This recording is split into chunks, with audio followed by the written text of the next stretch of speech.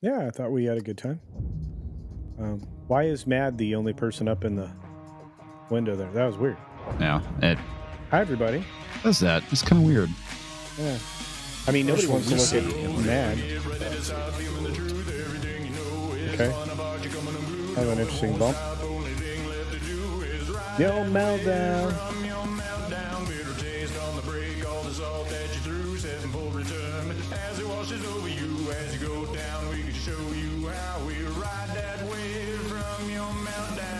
Who is that guy?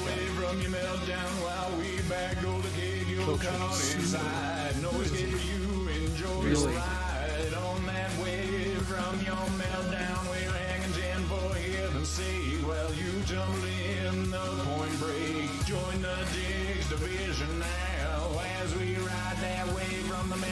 Powders. Next Tuesday. Powder finger. Next Tuesday. You guys are Members watch party. No, tomorrow. That's tomorrow. Watch No. members Next Tuesday. parties. Well, tomorrow is the debate. It is. Yep. 3 of you are going to get on a debate. There's some kind of baiting over on Brahma's channel. Oh, I think that's Brahma's milk churning, I believe. Brahma's a master debater. That he is. I And could he's a see him cunning in linguist too. Erlangus. Talks a lot.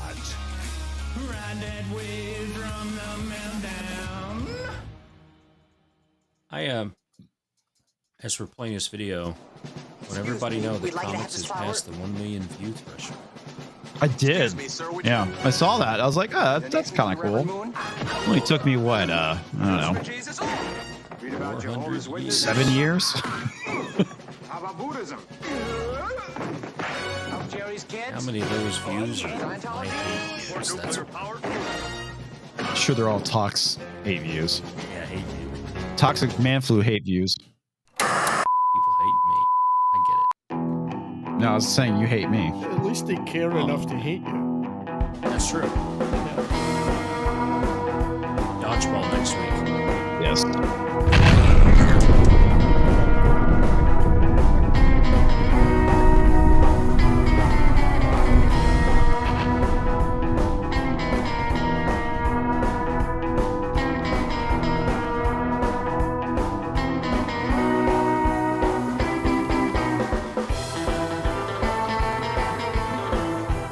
Well, I'm working on putting Tom's thing.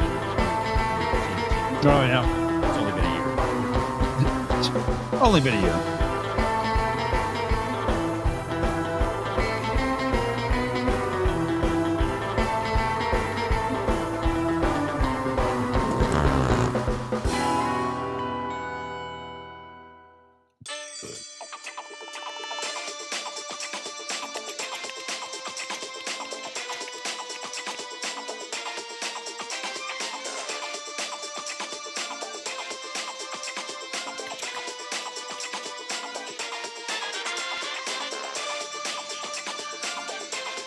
Bernie Sanders. Penis. Gagging you with entertainment. Well, it kind of makes you wonder, what is this week going to hold for us, folks? Besides the fact that we lost a legend today, which really sucks. R.I.P. James Earl Jones. That I'm not going to say was unexpected. I mean, the man was 93. It was pretty funny. I posted he was taken too soon. Somebody made the comment, well, he's 93. I was like, yeah, but still, come on, man. I mean, he's 93. Makes me feel old. Yeah, dude. I mean, it's sad because it's funny because like we lost Carl Weathers early this year too. And I was That's like, the one that hurt. yeah, dude. I had the opportunity to meet Carl Weathers. Fantastic guy, super nice. Never had an opportunity to meet James Earl Jones. Kind of sad about that. It sucks because the dude was a fucking legend. Two of the my favorite movies, Conan and Star Wars. I mean, come on. That's pretty fantastic. Also, he was in Doctor Strangelove. Yes. Which was a great film as well. Yeah. Very, very young James Earl Jones. For Red October. Yeah. His greatest movie was Alan Quatermain in The Lost City of Gold, of course. Yes. Mm-hmm. Alan Quartermain movies are all great. League of Extraordinary Gentlemen. What a phenomenal piece of film. Yeah.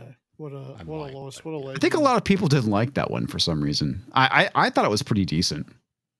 I like the fight between Mina Harker and Dorian Gray. I thought that was kind of cool. There was some good stuff to it. We talked about Beetlejuice last week, right? And there were a lot of people who didn't like it. There was one person on the panel that did like it, who saw it, and said it was a pretty good film. And what's it made over? Honestly, I haven't checked the numbers on this one yet. Over 100 million, 110 million or something. 110 Is that million? worldwide?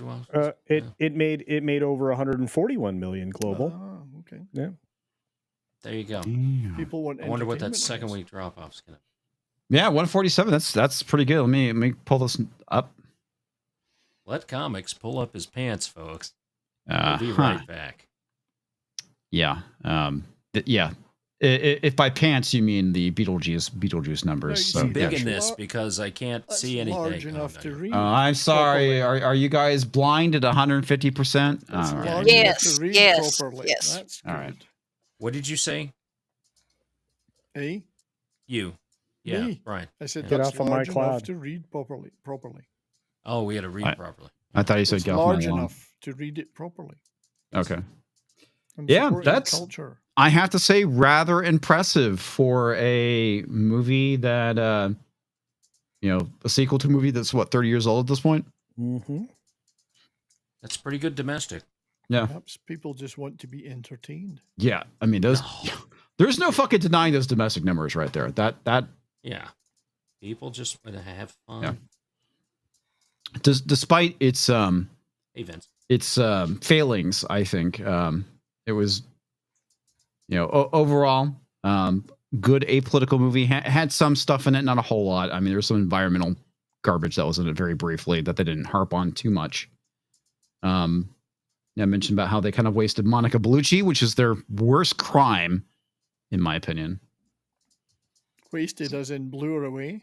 Wasted as in they introduced her in the beginning of the movie and kind of forgot about her. Oh, right. I thought maybe Yeah. somebody had taken her out in the movie. Wasted I her. mean, well, there's that too, but hey, not another dime. How you doing, sir? It's been a while. My cat is fighting me. on, Monica get down. Bellucci. Monica. Yeah, she is pushing 60 and is still smoking hot. So Smoke it. Your cat? no, Smoking Monica my cat. Bellucci. Yeah. Oh, sorry. Yes, my cat is 60 and smoking hot. Wow, that's disgusting, dude. Better keep that cat indoors. They'd be smoking like a demon if it was a 60-year-old cat. There'd be something strange about it. Yeah, pretty much. Anyway, hello everybody. I hope you're having a fantastic Monday. I know I am. So here's the rest of the panel in stereo Trying not vision. to get too Hello. enthusiastic. Just temper your enthusiasm a bit, can you? Here's the rest of my Hold that down. I'm overwhelmed by your Co-host. indifference. Oh man, holy shit, dude. The saga of the attempted cancellation continues. Before we jump into that, damn it, I didn't get all the super chats in, so I have to go over to the stream and go locate them. Okay, so starting off, Rolling the Wretched for $10 says, I had a change of heart from Tuesday, Ian. I decided you didn't have to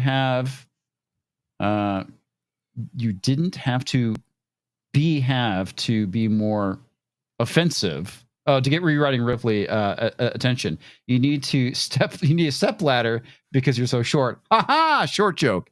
You too, Culture. It's nice to know that Culture. Culture is hasn't being said included. a word since we started. Not one word. He said a word. Hi, Culture. Oh, he did. He talked about the box office. Naga hide. Naga hide. No, God. You know how many Nogs died to make that belt you're wearing? Quite a There's few. an old joke. TVG Monster for $2 says, hi, comics. Everyone, happy Monday. Happy Monday to you, sir. Yeah. TVG Monster for another $2 says, RIP James, a.k.a. Thulsa Doom from Conan the Barbarian. Yeah. Yeah, that's probably one of my favorites. That's the big one for me. God, he was just so cool. Yeah. Fucking great in that movie. TVG Monster for $5. Predictions. Culture will stroke his beard. Brahma will smoke someone. To smoke someone? Yeah, we'll make comics height jokes. Tom will yell if he's here, and we will see a kitty. Well, let's see here. We got the kitty. That's definitely off the list. Brahma probably will not be here tonight. He's got some family stuff going on, so you probably won't see him smoking. Has Culture stroked the beard yet? No, he's yes, fighting. He's fighting it. His hands here. Yes, he is posed for his Renaissance painting too, stroking his beard. Yes. Earlier. It's the weave with the pearl earrings. Indeed. Also, Deeple 101 over on the Green Machine says, "Hail comics and panel, hail chat. R.I.P. to the greatest, to one of the greatest in cinema history. I feel like a part of my childhood has disappeared with Jones passing. Lion King, Sandlot, Field of Dreams, Star Wars. Yeah, it's very unfortunate. It sucks. Dude was a total legend. I mean, fucking voice of Vader, man. That shit's amazing. He's also in a TV show called Gabriel's Fire. I don't know if you guys remember that. It was actually a pretty good show. As I mentioned, Dr. Strangelove, he was in that. Bit character, but still, I mean, the iconic voice of the man.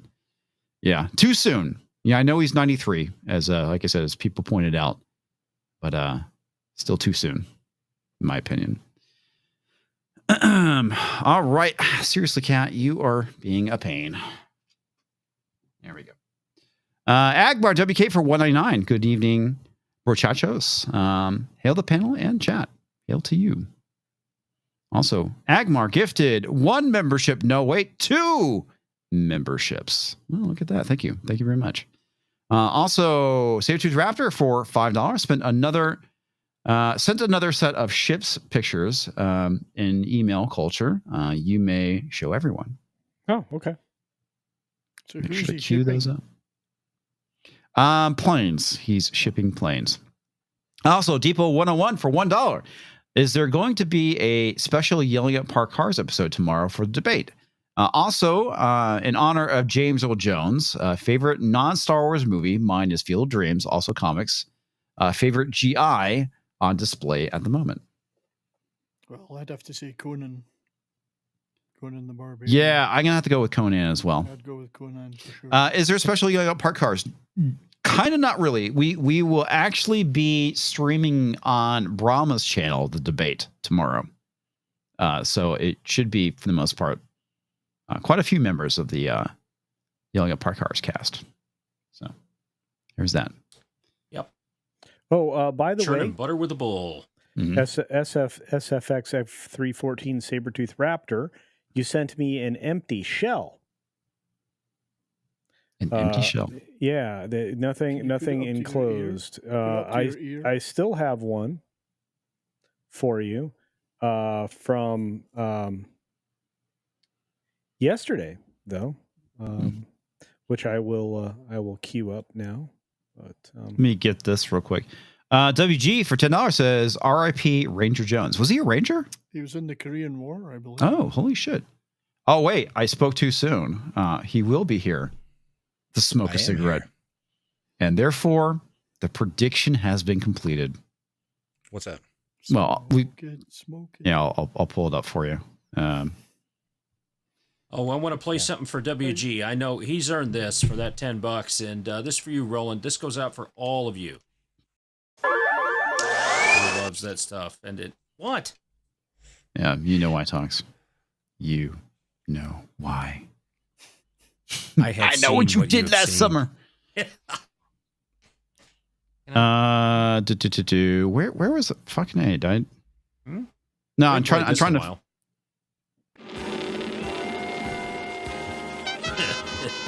makes me laugh every time. Trying to find one. I'm trying to find the comment about Brahma smoking and all that Let me stuff. see if I can find Yeah. it. Was that a super chat? I don't know. I'm looking at the Rumble rant and no, it was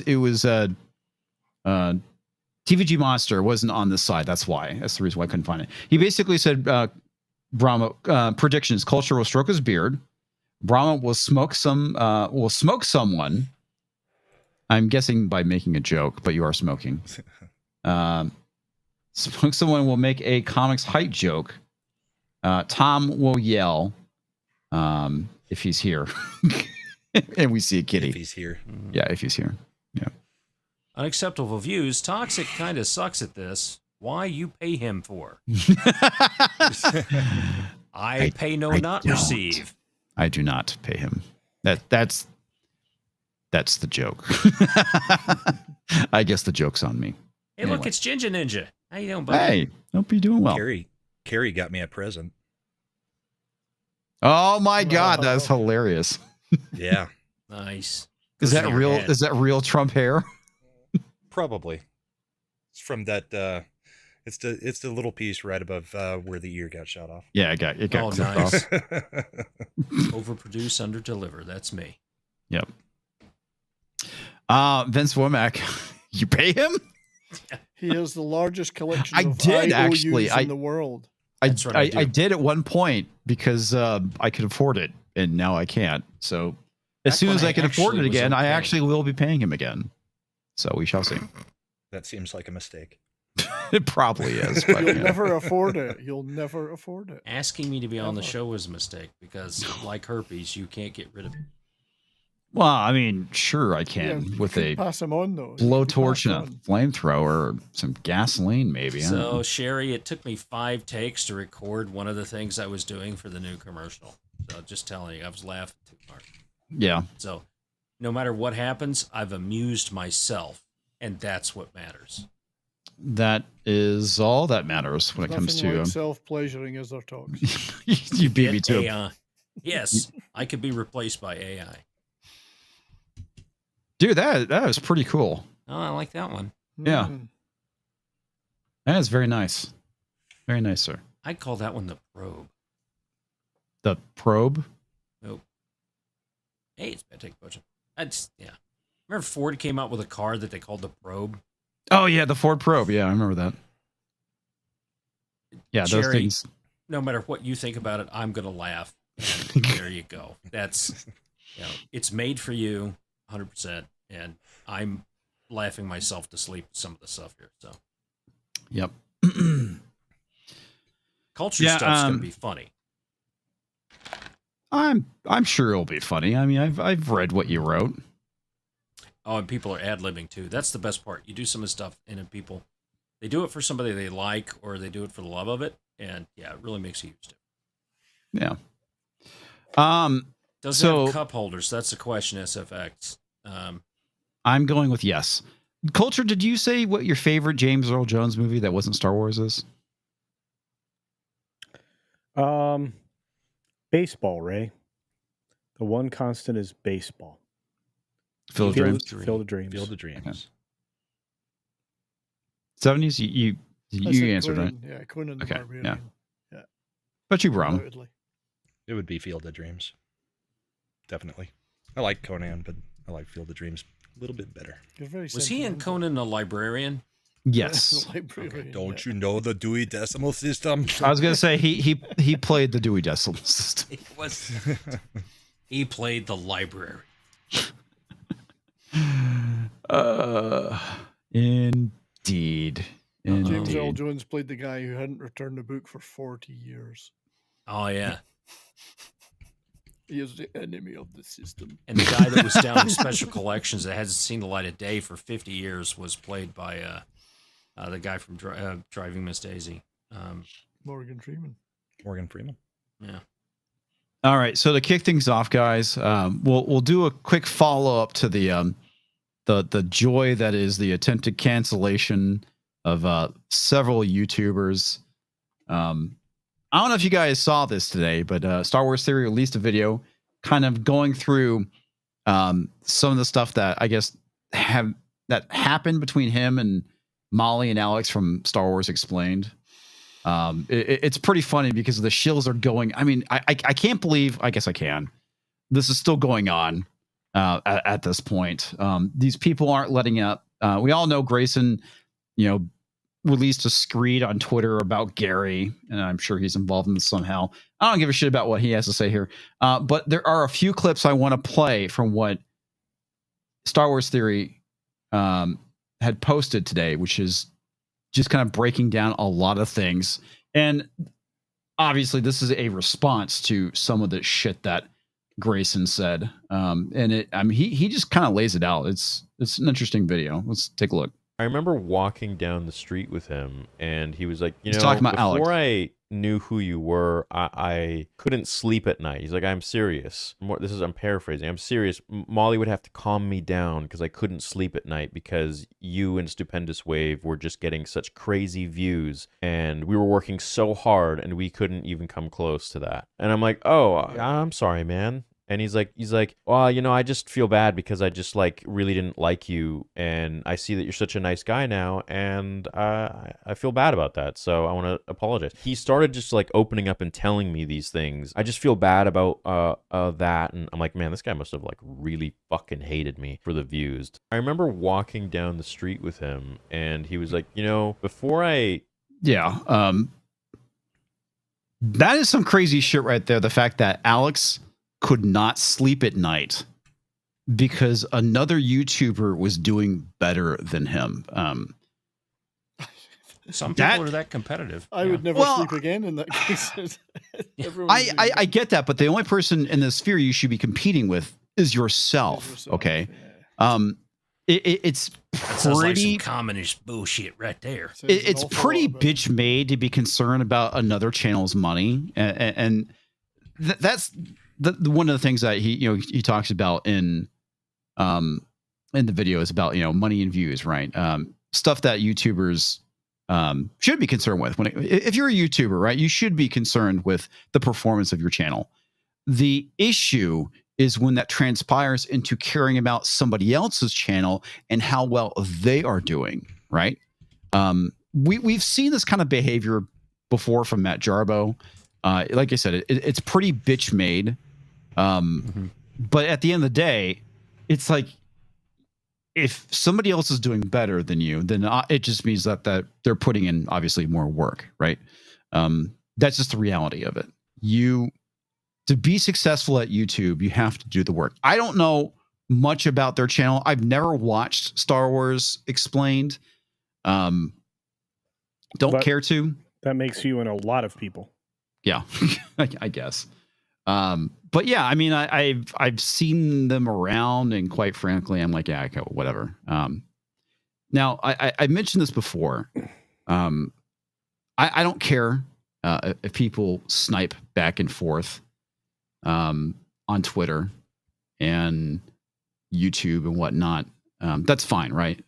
It's a totally different thing when you actively try and destroy somebody's channel and their livelihood. That is a line that has been crossed with these people. And it's, like I said, it's fucking bitch made. One thing, I was watching Toxic Femme, Tom, and there was something I thought was really interesting. Yeah, I was. I thought there was something really interesting that was brought up, is I didn't realize that a lot of these people were at Dragon Con. Yeah, that's where they hatched their plan. Yeah. And that's one of the things that was brought up, is that it was hatched at Dragon Con. I don't know if Tom, if you want to fill anything in regards to that, you actually pretend that I pay attention when the ladies talk. I don't listen to women talk. That's all I hear is cluck, cluck, cluck, cluck, cluck. I would give you a rim shot on that, but no, it's true. All right. They start sounding like ducks. Maybe culture. No, yeah, go ahead and hit somebody else on this subject. I just find it ironic that you guys are covering a meltdown on Monday Meltdown for once. So. I know. It's kind of funny, right? A little apropos, I suppose. Culture? What? Would you like to talk about the Dragon Con stuff? Yeah, the guy that rolls around on the floor dressed like Princess Leia is, was that from this year, by the way? I don't care. Okay. led around by his lady person Molly, is one of the leaders of the band when it comes to trying to get everybody cultured. Everybody canceled, not cultured. But anyway, there's nothing else to add. I don't know. Are how I you can now help that. Culture Casino? Yeah, Like canceled casino? I think I'm Culture canceled. Cancelino. Yeah. Darius is right here. When your sandwich makers start communicating with each other, that's a problem. Yeah. That is. Why does really Culture a sound problem. like he needs a nap? Why don't you go take a nap? I think he's tired. I'm fine. You lie like a dog. Okay. You sound like Marge Simpson. So what is that? Going down. There you go. I can't really do a good Marge. You just did. Not really. On accident, maybe. Uh, But not on purpose. give me strength. To do what? I don't know. Survive. So I this said, take show. a nap. If you take a Molly a nap, drug. you will have strength. That's what I was gonna. I was gonna do a Molly joke, but I just left it lie there. Yeah. No, Bad Buddy beat you to it. So Did you get some bad news, Culture? Or you jealous of somebody else's channel and their views? No. Culture's making a video. My channel is not under attack. Well, Oh no, my that- God! I hit 10K followers on Twitter and didn't, or on X or whatever the hell it's called, and didn't even know it. my channel is not under attack, He's not but under it attack, and I should want to be. know why. Actually, Paul Chato did He's that. upset. So I'm About sorry. what? I don't know what for, but I'm I do not. got some good news to bring you guys at least here. If you'll share this on the Yeah, social show media. us on the Good- your comics. transitioning policy is we're going in. Good ahead. nudes. Good news. Very good Good news. It's been announced that God will now be voiced by James Earl Jones. Well, So, there you go. Right. something to look forward to when you get to the pearly gates. he already was. Yeah. The only thing I have that's godlike is Fuck you, Gilded! I was gonna say godlike power. That's an oldie. Holy shit. It really is, man. That is an oldie. oldie but goodie. Yeah. That's for sure. Oh, good for you. Yeah. And how was it? It was good. It was a lot of fun. it was passable. Yeah, it was passable. That's how it was for me. I mean, he didn't move much, but I Cosby. But yeah, I just thought that whole transaction between them to be kind of fascinating. The fact that he was more obsessed with the performance of Star Wars Theory's channel over his own. It says it all, though. That Yeah. absolutely says it all. Yeah, that's Well, some. do you think that some bitch 'cause made shit. what they did actually was against terms of service, right? False flagging channels? Yes, I believe it is. So did they false flag, or is it because they went through Twitter to do it? It's then not something to do with YouTube. No, like legitimately, people have been reporting the channels, right? I mean, F&T Okay. gets reported a lot. We had Targeted Dean, harassment. also known Oh, as no, actual. why? He was on a live stream and admitted that he flagged the channel. I mean, this shit is not new, right? This is part of the reason why this shit is failing, because Geeks and Gamers, Ryan Kennel, as well as Gary, get reported all the time by these people who hate their content, hate their opinions, et cetera, et cetera. And when you do that enough, I'm not going to say it makes your channel basically bulletproof, It's just noise then. but it definitely helps when these type of complaints come in and they're just not going to be taken serious, right? I mean, like legit, you had someone complaining about the Let's Talk About It thumbnail. Right. And show this to advertisers. There's going to be an Adpocalypse 3.0. No, there isn't. And I'm pretty sure most advertisers would look at that thumbnail and be like, who fucking cares? Well, I think some of them would be like, hey, we need to steal that marketing campaign. I'm pretty sure some of them have done that. Yeah, me too. So, yeah. Taco Bell may have actually done that. I Tom? think it's been done, yeah. Tom is the Taco Bell expert on the Let's channel. talk about it. Yeah. Yeah. But it really is just like The Boy Who Cried Wolf. Yeah. If they keep doing it over and that's it. over about every little thing, Yeah. then there's nothing behind it. It's just they look at it and say, okay, nothing's happening. It's just fucking noise at that point. And that's the thing they don't get, is that if you do it enough, people are just not going to fucking give a shit. Well, I would imagine that YouTube itself gets hundreds of thousands of these across the globe for channels all the time. They must be swamped with these for all sorts of channels, not just the ones we're talking about. Just for me alone. It's just noise in the end. Then it's like, I mean, I'm probably being flagged right now. Yeah. Yes. And flashed. I'm pretty sure Matt is standing outside your window right now, wearing a trench coat. All right, so we'll take a look at this, and there is actually an article from Paul Tassi we'll be taking a look at, of all people. Of course, he's siding with the cancelers, the cancel merchants, the filthy cancel merchants. Act like the only reason I'm here is to remind everybody that Horizon comes out on home video tomorrow. Oh, this is not a paid advertisement by Kevin Costner. Good to know. All right, here we go.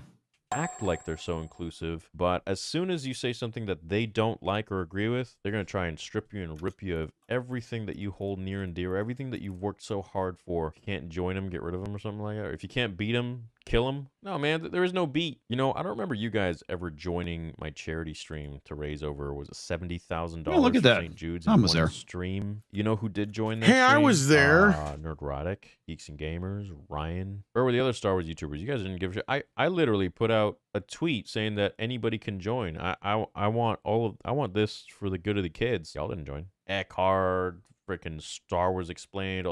Nobody. The only ones that joined were those guys. Did you go ahead and do a charity of your own for kids? No. You just sit around, bitch, and whine about, oh, Star Wars Theory is doing this, he's doing that. Oh, This Week in Clickbait, we're going to make merch out of it. We're going to sell merch. You know that there are people in your Patreon that literally pay just to feed me information of the shit that you say about me? That's fucking The hilarious. amount of eyes that I have everywhere in groups that you think are private, with people you think that you know. I see, I watch, and I ain't going to leak anything, man.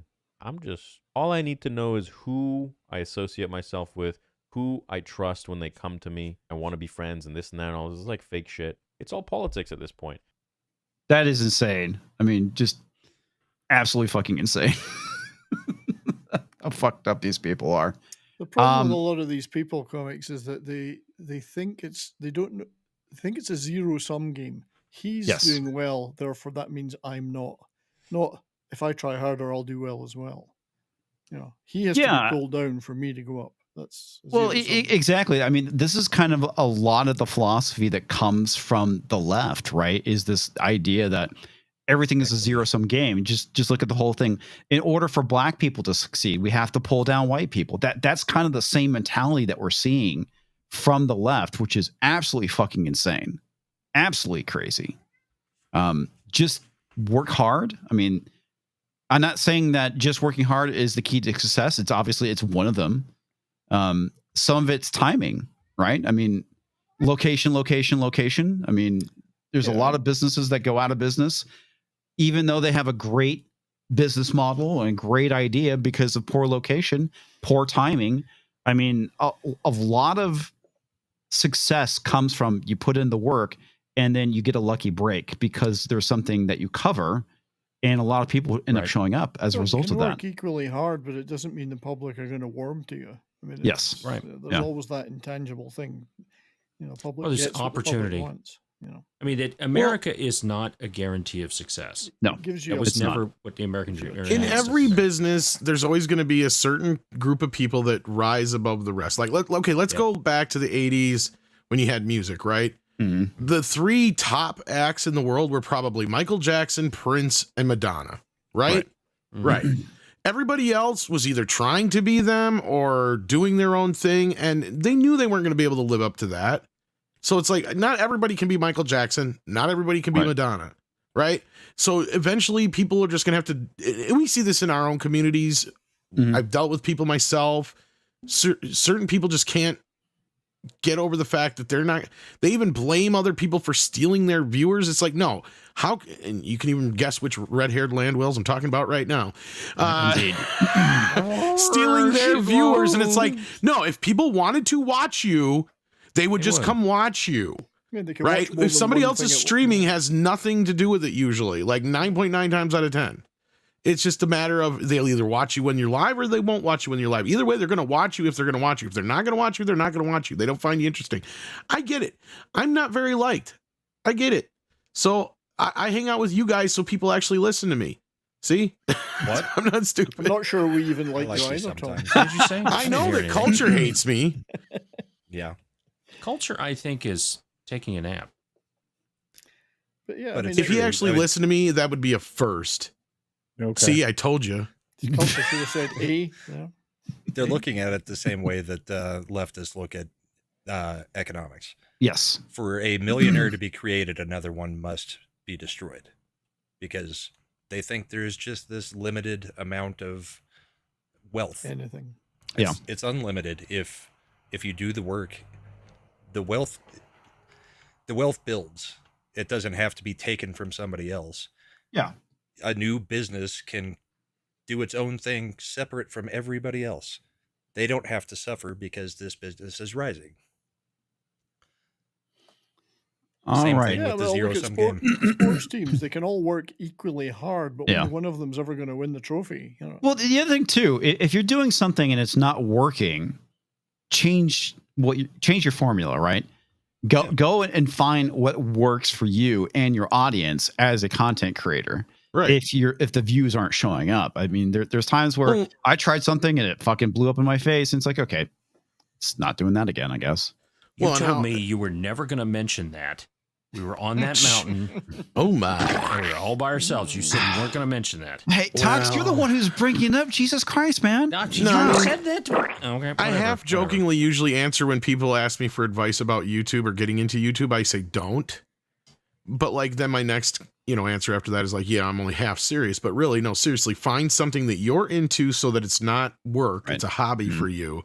Mhm. Because chances are everybody else is already doing what you're doing, or just try and find something that nobody else is doing. That's the only way you're really going to find any niche audience or niche audience, how you say it, in this kind of industry now. Because I mean, even look at us, like when I came into this game, when Andre brought me on to Midnight's Edge, there was like me and Andre, and then there was Gary, and there was, the Geeks and Gamers squad. And that was really about it, besides like the big leaguers, right? Like, so we were, maybe a handful of others that, I'm missing here, and I apologize. But like, next thing you know, COVID hits, and all sorts of people now are trying this thing out. So yeah, it's become a very saturated market, especially when it comes to commentary, when it comes to Star Wars, when it comes to IP nerd sci-fi stuff. And look, here's the thing that they're not thinking about most of all. We get told that we hate everything, right? Well, no, it's not so much that we hate everything. It's just nobody watches our videos when we usually like stuff. Because each and every one of us here on this panel has probably been accused of being nothing but a hater. But it's like, now, wait a minute. I just gave this a good review, and this a good review, and that a good review. And culture will tell you that nobody watched his videos about it. Testify Yep. to that. I only make videos Well, about exactly. things I like. And We've so I'm not talked getting about it millions of before. views.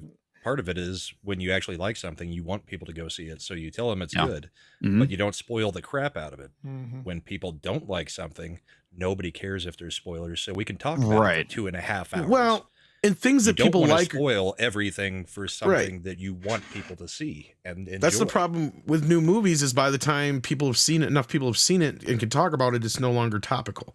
So like Right. things that people like generally are more topical in hindsight. Like I can go do a commentary right now on Friday the 13th, and I might get, good 50, 60 people watching about it because, that's, an older film. It's not modern. It's not, they know I'm going to be talking about the positives for the most part. So yeah, I mean, that's where people want to celebrate something after the fact. Right. But that's also where we bitch about how these streaming services always dump everything at once. It's like you're screwing yourselves out of us talking about your show for months. For an extended period of time. I'm going to get some super chats. We'll get back to the conversation, guys. Sage Raptor for $2. Check again. Sorry, forgot to attach it. But we showed it. It's too late. You don't have to Culture's in a super coma. chat stuff to culture. Batek Bojan for $5. Special edition of the bullpen tomorrow for the debate. You got to be there because I can't talk to myself in the chat. Or can I? Of course you can. That almost Absolutely, you seems can like talk, an insult. talk to yourself in the chat. JB we have- also celebrating 20 months as a member, says Evening Dicks. Lost another legend. I know. Sucks. Sorry, Brom, I cut you off. What were you saying? I was just going to say, for the bullpen, we've got me, Little Chad, Comics, Culture, Carrie Smith, and a few others possibly. Oh, that's fantastic. Carrie's and going to be able to Shagsworth. make it. Nice. Carrie's going to be able to make it, and we may have some special unannounced guests as well. So it'll be me and it'll be a Bad fun Bunny. night. Boy, oh boy, can I talk about Debbie Does Dallas? Which still hasn't got a proper Blu-ray release yet to this day. It's a 4K. I wonder Should be why. It needs a 3D. 4K. Needs in to 3D. be upscaled. Yeah, that's for No, sure. fuck the upscale. We need the real thing All right. What time does the debate thing go off tomorrow, Brahma? tomorrow. I believe the debate is at 8:00 Central, so we'll probably go off about 15 minutes prior just to get predictions and get settled in.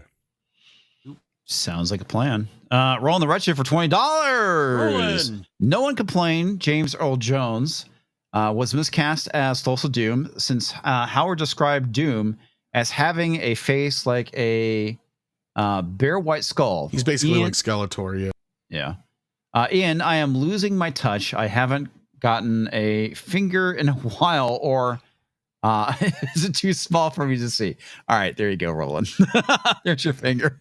Yeah, I don't recall anybody. Did you complaining just about that finger casting. rolling on TV? The funny thing is, I was going to make a fingering joke too, but you beat me to it. Deepo 101. Isn't envy the greatest sin to have after pride? It's certainly the most destructive, in my honest opinion. It is. Envy is. Pride and envy kind of go hand in hand. They kind of do. It is probably the worst one, I would say. It's the most sinister out of all of them, I think, because envy is dark. Pride to me is more out in the open. Envy is more cloak and dagger behind the scenes. Mm-hmm. Sabotaging somebody. It's Wow, subversive. just like what we just saw happen. A group of people who are envious trying to sabotage a group of other YouTubers for a multitude of reasons. Because if they had pride in their work, they wouldn't be envious in others. You wouldn't care. Yeah. See, that's Well, the I thing. mean, there's pride and then there's pride, right? There's nothing wrong with being proud, but there is a point which that becomes, I don't know, when you get to the point that narcissistic? you think that your shit Vanity. don't stink, that's a problem. Vanity. Yeah. Right. Thank you. And then you head into vanity. Right. But for me, pride and envy are two different things. And they manifest in two different ways. And you can have one without the other. Yes. From there. I could see you having pride in it. Well, to me, if you delve into envy, you don't have confidence, which is different than pride. Because I have pride and I'm confident in myself. Yeah. That's true. And You and have there's- got Which is pride, why I've been doing this for and you free have for been so in long. many parades. That's true. Right. Well, and there's pride in doing something well versus pride in the terms of like vanity, like we were saying. Self-regard. Right. Yeah. Mm. I think pride to the point where you think you know better than others, that I have a serious problem. Yeah. No, I mean, that's also part of arrogance, I would say. Go ahead. Hang on, let me finish this real quick. Star Wars Theory is a class act, even with the airing of the dirty laundry. Hail Tom, and also hit that like button, chat. Thank you. Good advice. Good advice. I would say, yeah, he is, and the fact that they've gone after him a number of times. Remember, they literally tried death threats. They labeled or lobbed a bunch of death threats at him over the Wikipedia stuff a number of months ago, which was insane. Remember, these are the same people that say basically we hate brigade people, but they never provide any kind of proof. They say that we are the racist ones, we are the sexist ones, the misogynistic ones, but they never provide any fucking proof to this stuff. But yet, there's a lot of stuff that you can go to Master of the TDS and see literally all the things that he manages to go and collect when they were going and harassing Star Wars Theory. Yeah, it's fucking Projection. unbelievable.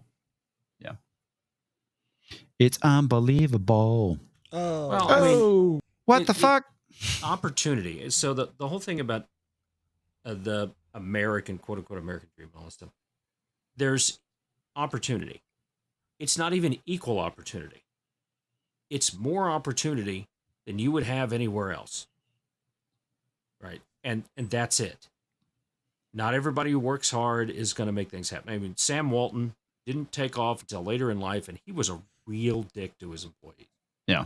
and made this giant company. And then you've got people that were very nice to their employees and did the best by them and all that stuff, and their companies shut down. Right. So well, some of the most successful people are not the nicest people. No, they can't be. That's what most CEOs, I think they said, are psychopaths because of what you had to do and be sociopaths. Narcissistic sociopaths or something like that. Yeah.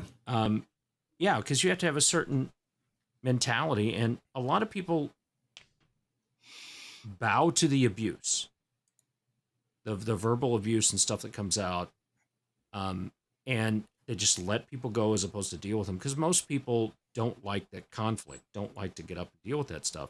That's confidence in going through it. Pride, having that pride in what you do is I build something that looks good. I have done woodworking. I do it better than everyone else. Right. And I know that the woodworking I do is childish to most of the really good people out there, right? And the moment that you start thinking that there isn't somebody out there better than you is the moment that you give up getting better from that standpoint. Yeah. Well, and that's kind of my attitude is that, there's plenty of people. It's like, man, you're so good at this. It's like, dude, there's plenty of people out there that are way better than this than I am. Yeah, but there's not as many. So I'm going to stop you on that because, yes, there are plenty of people out there that are better than you at doing this YouTube thing. Oh, I wasn't referring to YouTube. I was referring to tech, but yeah. I'm just using YouTube. We'll say tech. All right. So there's plenty of people out there that are better than you at this. There's always somebody out there that's going to be able to whoop your ass at something like that. But you're damn sure better than most. And yeah, I mean, I wouldn't say I suck, but it goes back to what we're talking about with the at tech, man, humbling, right? Being humble, because if you start getting high off your own supply, you start becoming arrogant, and it's going back to the whole pride before the fall thing, right? I mean, it's like the main thing is to sometimes if you have a penchant for being a bit egotistical, humbling yourself is the best thing you could do to keep yourself in check. Right. Well, I mean, one of the things, the United States hasn't had any real competition in a while, overt competition in a while, and look where we are. Yeah. We haven't really tried. I know that in order to stay humble, Toxic Man Flu does have a guy sits in the back seat of his car and rides around all day with him, whispering, "You're but a mere mortal." I do. I have actually 3 of them. All right. Strip You and Rip You, the new title of the Comics Division biography. It would actually be, what the hell am I doing here? That is a good title for a biography, though. It is every Monday and Thursday. That's what I'm asking myself. Yeah. All right. Nick the Greek says, I guess Comics Division will never be able to rise above, anything. Thanks. There is a quote I found. Also, Unacceptable Views says comics will only rise with a forklift. Sorry. Go ahead.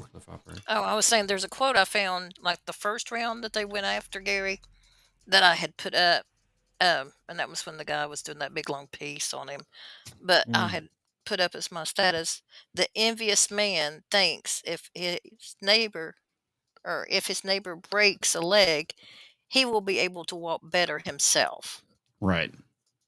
And I thought that perfectly fits it. They feel like they're, if they injure Gary or injure Ryan and injure Jeremy, they're going to be better. And I'm just like, more people will come to them. Yeah, and I thought that's just crazy talk. They are narcissistic to think that. No, it goes back to the zero-sum game thing, right? It's that mentality. Yeah, I mean, you had to put the work in it and stuff. They worked hard to get there. And, it's better to applaud people than it is to knock them down. Yeah. I just don't understand that logic. It's just crazy. Yeah. I know for a fact, Bill, that I'm not saying I'm envious of Critical Drinker, but if that bastard didn't exist, I'd have 2 million subscribers. I know. I just thought if Critical Drinker wasn't there, I would have all those subscribers. Yes, 77, all the subscribers, all the rockers. That's, I mean, that's such a weird mentality. It's like I said, to be successful at YouTube, the only person you should be concerned with outcompeting is yourself, right? Doing better on the next video, getting more content out, making something that's entertaining, enjoyable that your audience and others who find your channel will enjoy. I mean, that's the name of the game. Being jealous of another channel it's not productive. Pointless. Yeah. It really is. And that's the thing that's kind of fucked up about it. All right. So we'll get to these. We'll get to the article and we'll move on to the next topic. There's one super chat from... I'm working my way to it. Okay, sorry. Gee whiz. Culture Dragon says, Culture mad at everyone. He's already to yell at you guys. He's not That's not true. To yell. No, he's good. Also, Bad Take Bojan says, the university, NIU, my son goes to, beat Notre Dame the past weekend. Sometimes hard work pays off, and sometimes shit goes downhill. Yeah, That's exactly. So That's just reality. Parrot Head, how are you, sir? Culture is proud of his weave. So he should be. Yeah. It's a very fine weave. I mean, come on. Very fine. It's a very, very, very fine weave. With Our two cats weave in the yard. Is a very, very fine weave. Culture always gets these. Always gets them. All right, let's take a look at this wonderful, glorious article from our favorite writer over at Forbes, Paul Tassi. Because of you. And your small. Spatula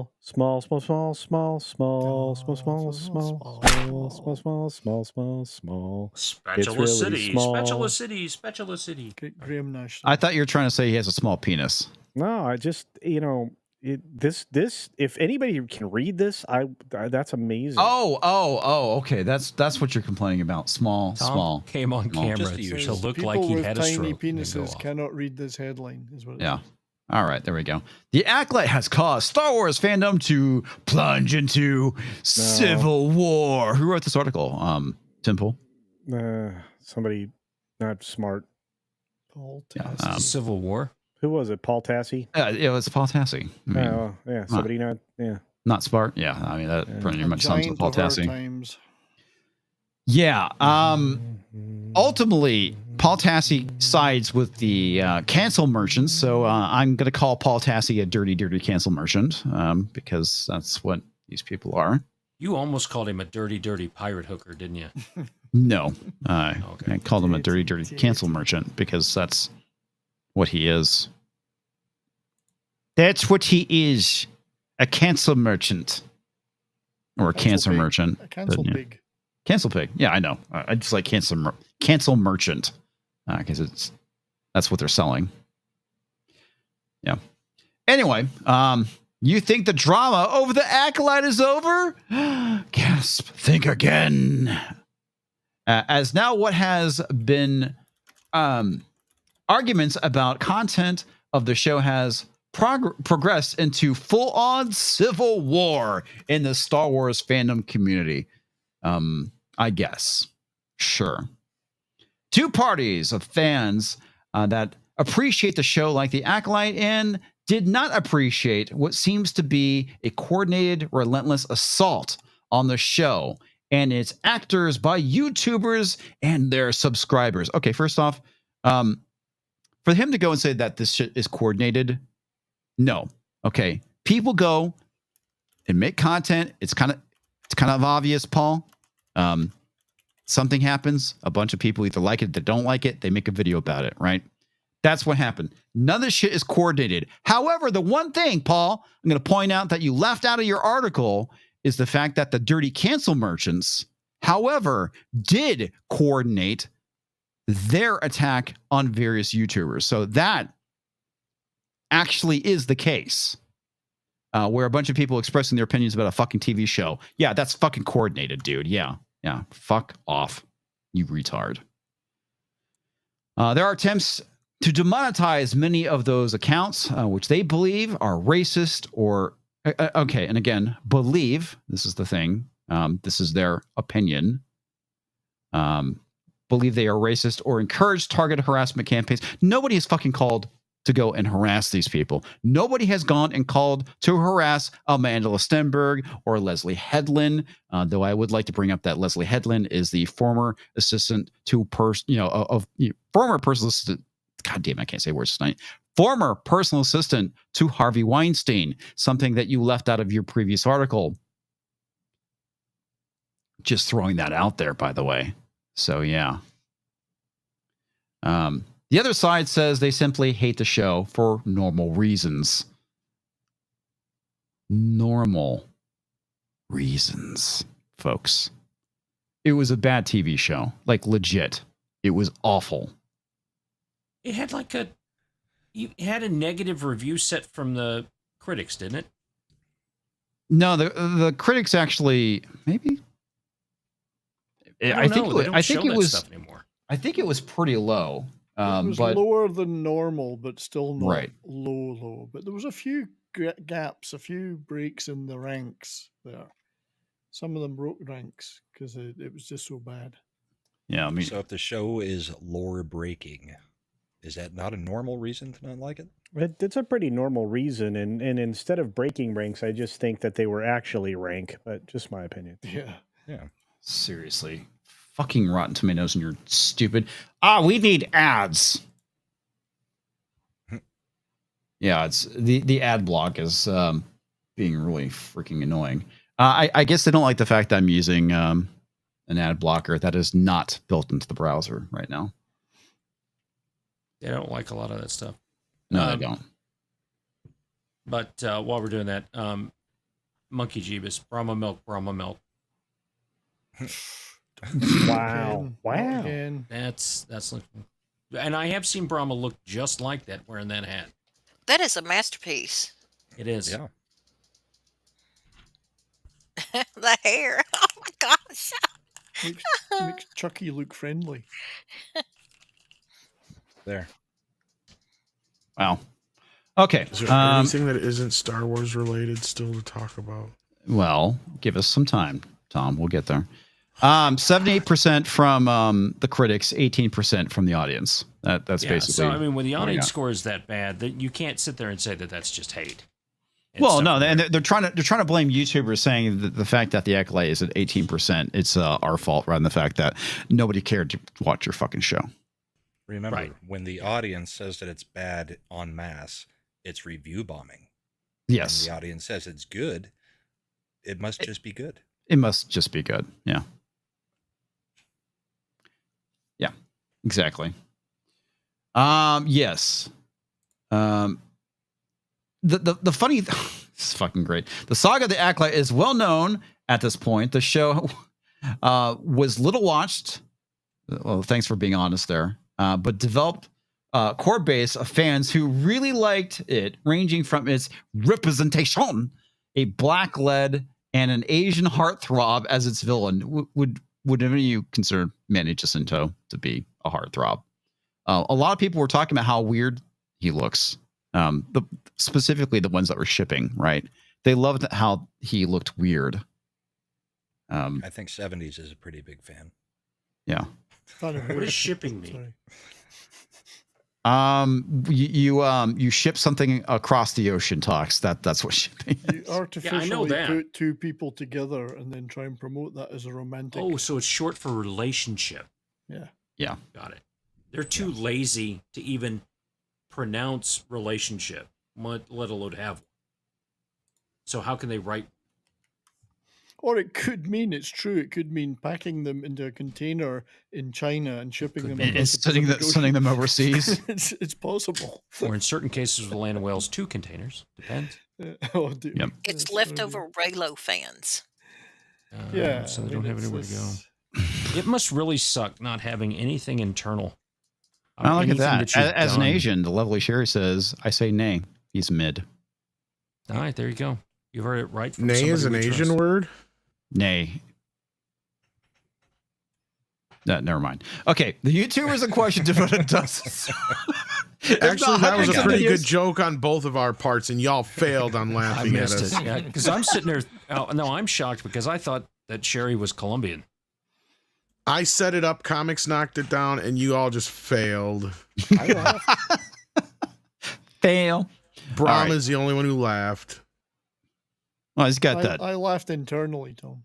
He's got that dry sense of I don't humor, know if you can laugh. Can you, Brian? Like, you're the only one I think give a pat. Oh, no, you're laughing. Never mind. Yeah. Tom is sexier. There you go. All right, the YouTubers in question devote dozens, if not hundreds, of videos dedicating to tearing down the show. I mean, sure, okay, whatever. The show is bad. I mean, that's what people do when it's a literal shit show. But okay, whatever. And everyone associated with it. I don't think anyone was actually attacked. The only reason why people called out Amanda Stenberg is because she basically dropped the diss track, went on The View, played victim, and people just said, "Bitch, please, you're not oppressed." Yeah. Where are the receipts as well? Yeah. Where are you come from a very well-off family. You've been an actress the majority of your life. I'm failing to see the oppression. Whatever. But that's the remember, Oprah Winfrey is oppressed. Never mind that fact that she's probably the richest black woman on the planet, but okay, whatever. That's she has how been for a while. Yeah, she has been for a while. I mean, she's one of the richest women on the planet. Yeah. Well, I mean, she literally built up her empire, starting off in the 80s as a Chicago talk show host. Mm-hmm. And literally, I mean, her show was so popular, she rocketed to fame and has all this influence. I mean, to the point where, she has like a book club and everything, even though she has retired from doing her show. I mean, the lady is worth millions upon millions of dollars. Way more. She burned out all those people in Maui. There's that too. Yeah. Which led to not just a pushback from acolyte fans, stans, Raylos, whatever, but stars like Amanda Stenberg publicly talking about the racism she experienced. And again, where's the receipts on that? Okay, I'm sure she probably did get some, but where's the receipts that she was getting racist comments for people within this community? These YouTubers that you are complaining about, where are those racist comments that you love to say? How do you know they weren't black exist? people saying those racist comments? Oh, because some people dropped the black people, the N-word. Because that was one of the things that. Yeah, they didn't use the hard R either. That's where I'm like sitting here going, I wonder if that's a black person who said that, not a white person. Yeah, right. Yeah. Well, the funny thing is, all the harassment that they said and showed in that Rewriting Ripley video, it's like you pause it and you actually read it. It's like, oh, here's the receipts. It's like mild comment. Somebody used the N-word with an A, not a hard R. You forgot Milo Yiannopoulos. Well, he didn't make a comment about Amanda Stenberg. They kept. No, you're forgetting that they keep just cutting in shit of him, like just from nowhere. 2016. Yeah. Well, no, remember, this is one of the things I mentioned last time we were talking about this, was the idea. The reason why they do that is because they're trying to associate him with us, right? Right. It's how they can call and try and paint us as being all right, which is a term that he did go and coin. It is because of what he did, and he did make fun of Leslie Jones, which is ultimately the reason why he got kicked off of Twitter. And I do think that he did push that line a bit, maybe not far enough to get kicked off of Twitter, but he did some shit. I'll be honest with you, which I wasn't too keen on. But overall, going and criticizing Leslie Jones and criticizing, Ghostbusters 2016, who fucking cares? But like I said, there was like one thing he did, kind of push the boundaries a bit, I will say. But they're trying to associate us with him and saying, well, this type of criticism is actually harassment. And that's the real crux of the situation, is that, and this is something that Ryan has brought up in his videos, is that they seem to forget us all going and criticizing the white dudes, right? Because we've criticized quite a few white dudes in regards to this. Jar Jar Abrams, a lot of criticism has been lobbed at Ruin Johnson, what's his name with the cowboy hat that fucks wolves, allegedly. Dave Filoni. Yeah. Oh, yeah, we went all over Tim Burton, Dave Filoni. Yeah. Is Dave Filoni white? Bob Iger. Yeah, Bob Iger. I mean, there's plenty of people, white dudes, that we've gone and criticized, but those get James Gunn. We've gone after James Gunn, and he's done good films. Yes, he has. Conveniently gets we ignored. Go after culture all the time. Yes. True.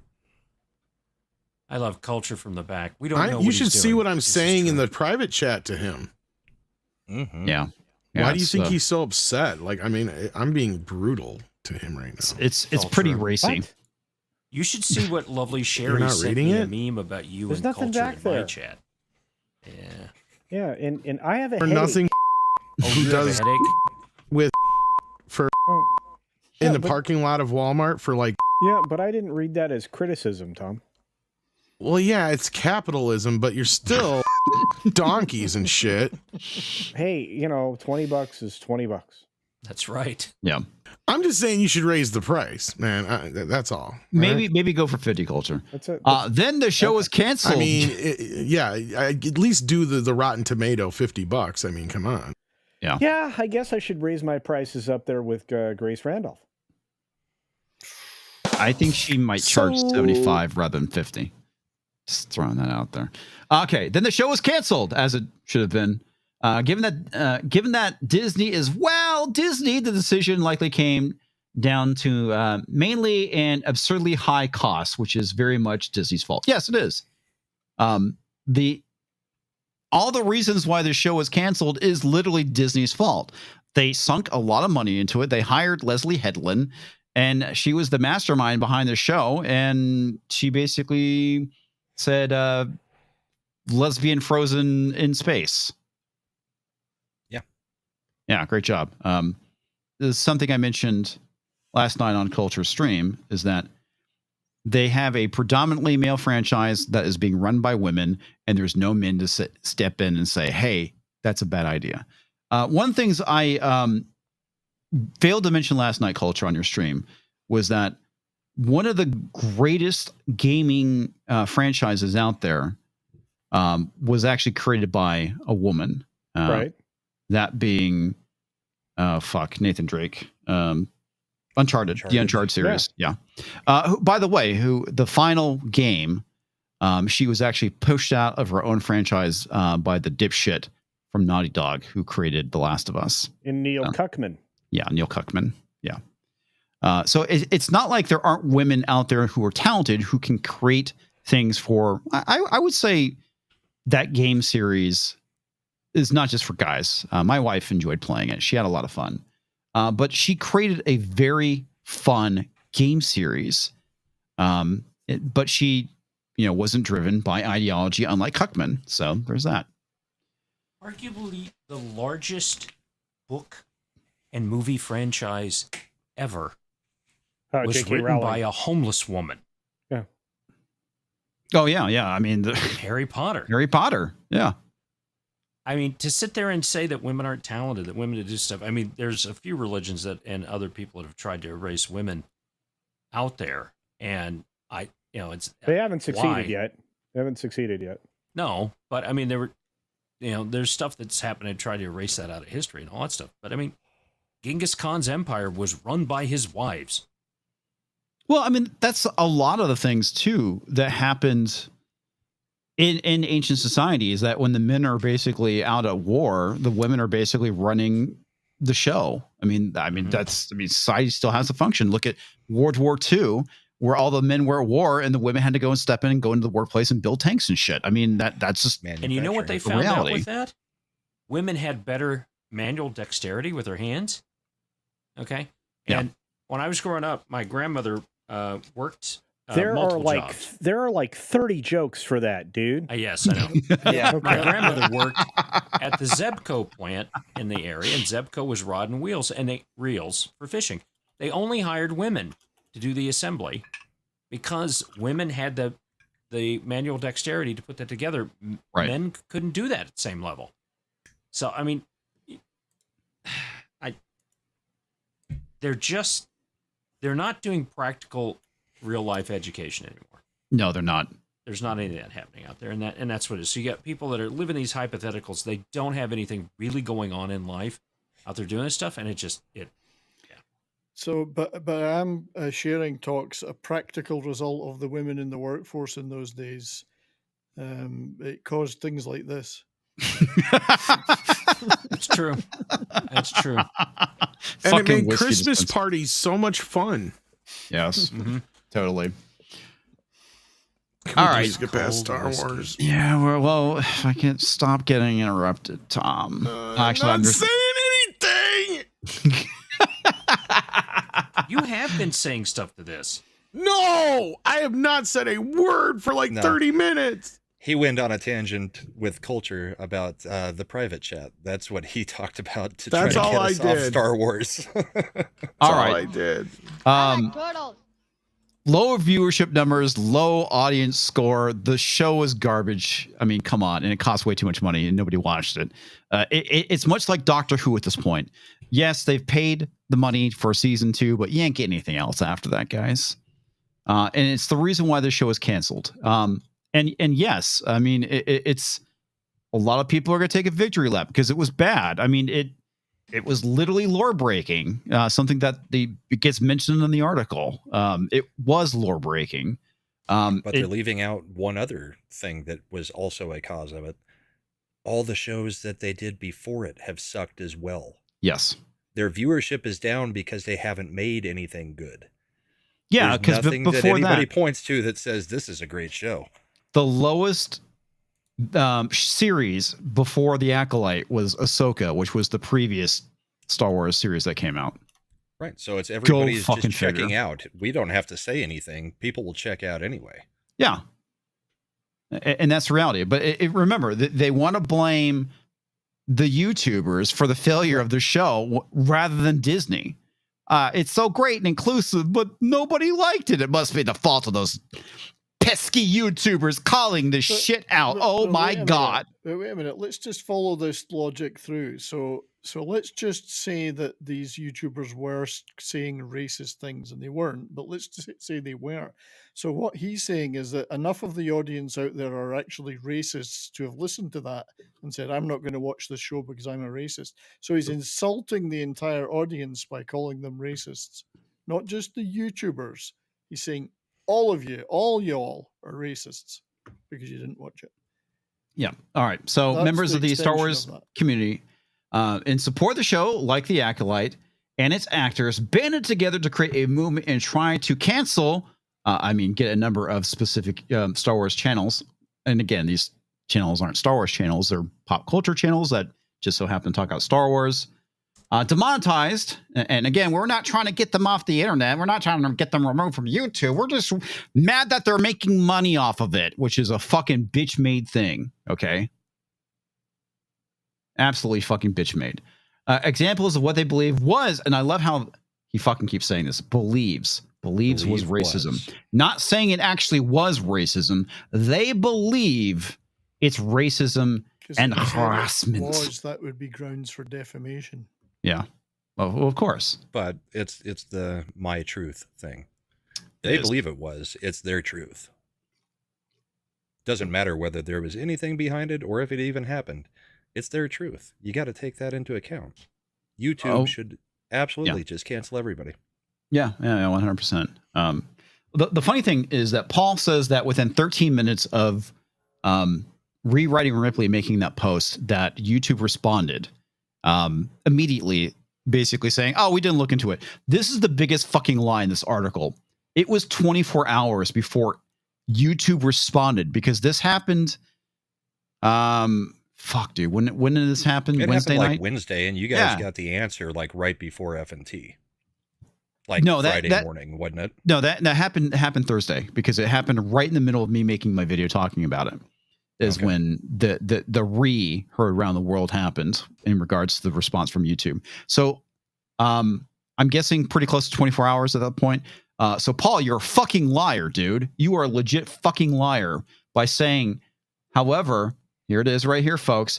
However, once YouTube itself was tagged, the concept was met with an immediate reply 13 minutes later from YouTube that they reviewed the video in question and found it to not be in violation and no action would be taken. Dude, you're fucking full of shit. He's going to say, no, what I was saying was that YouTube replied within 13 minutes, even though the actual response came 24 hours later. Because YouTube did reply pretty quick and said, we'll take a look at it. Yeah, they did. They did reply. Yeah. But that is not the same thing. He's pushing the whole timeline together into that first reply wasn't, we'll take a look at it. It was, we already cleared it. Yes. Yeah, but It's those dishonest. I'm sorry. Go ahead, Tox. Just saying it's dishonest. Oh, it is. Yeah, but as Tickle Trunk points out, those responses are YouTube bots. Right. There's too much of this stuff happening for somebody human to look into this. And YouTube also has to make money. And these people, I went and I looked at them and saw how many views they got on their YouTube channel, how many followers they had on Twitter. They're nothing. Yeah. These are nothing when it comes to that.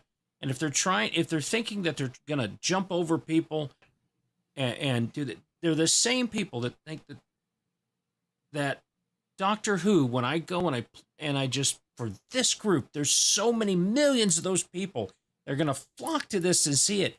And when it doesn't happen, they're shocked. Just like Lennon, when he came back and said, everybody's going to go out and live with socialism. You're going to work in the fields all day and you're going to make bread for these people. And suddenly 20 million people starved.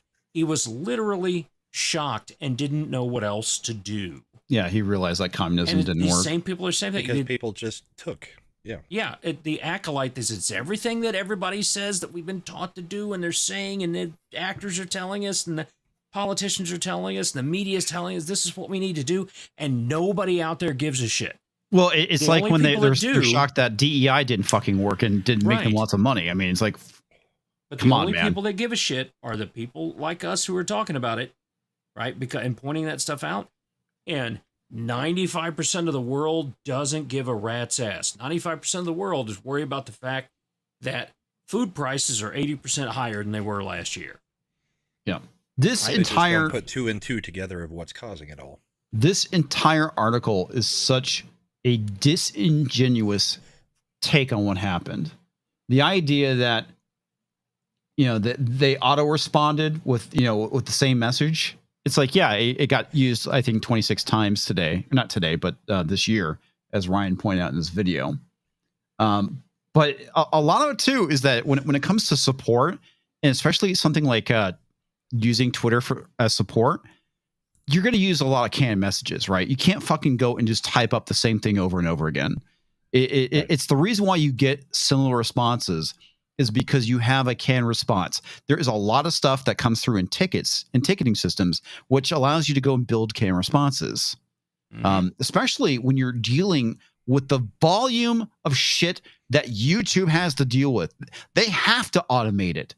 They literally do, because YouTube cannot hire enough people to go through and check all this shit. If it's Twitter or YouTube itself, it's the reason why they're using automation. It's the reason why they're using AI, because this platform is so fucking huge. Okay. But it also shows you how little power Star Wars actually has, and Disney actually has, because YouTube isn't putting a real person on anything that's disparaging them like they used to. Well, it hurt them when they went and removed the dislike button. It hurt them. It hurt them badly. I mean, now the only people that get that feedback, not people who would advertise for Star Wars, but the people getting that feedback is just Disney, because they're the reason that the dislike button went away. Yeah. And you, this is the weird thing, Tox. You were 100% right just a couple of moments ago, and I can't believe those words came out of my mouth. I can't either. What the hell's wrong with you? You are sick. But the people that make money are going to be treated to more fair than the people who are crying because they aren't generating the same kind of interest. I mean, look, I'm not a giant YouTube channel, but, in the hierarchy of things, I'm doing okay. It's you just have over 1,000 members. And again, Biden's definitely one of the reasons why the button went away. That was definitely a contributing factor, but Disney was also part of it. Yeah, I mean, Disney probably did more. Well, Biden wasn't giving them any money, but they were. Well, no, they were doing it to protect him because he was getting fucking ratioed. Yeah, because every time he spoke. Because he wasn't telling the truth.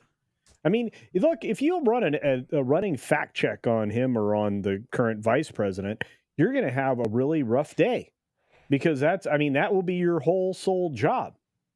It's just, they don't want that. They don't want fact checks on their people. No, they don't. They want to weaponize those. Anyway, regardless, I just thought I would pop in here and say something rare, like Tox was right.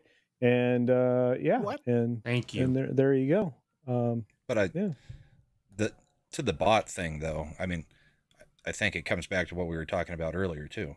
They've probably had so many reports on these channels that they just don't take them serious. And we've been getting it from years on F&T. Yeah, exactly.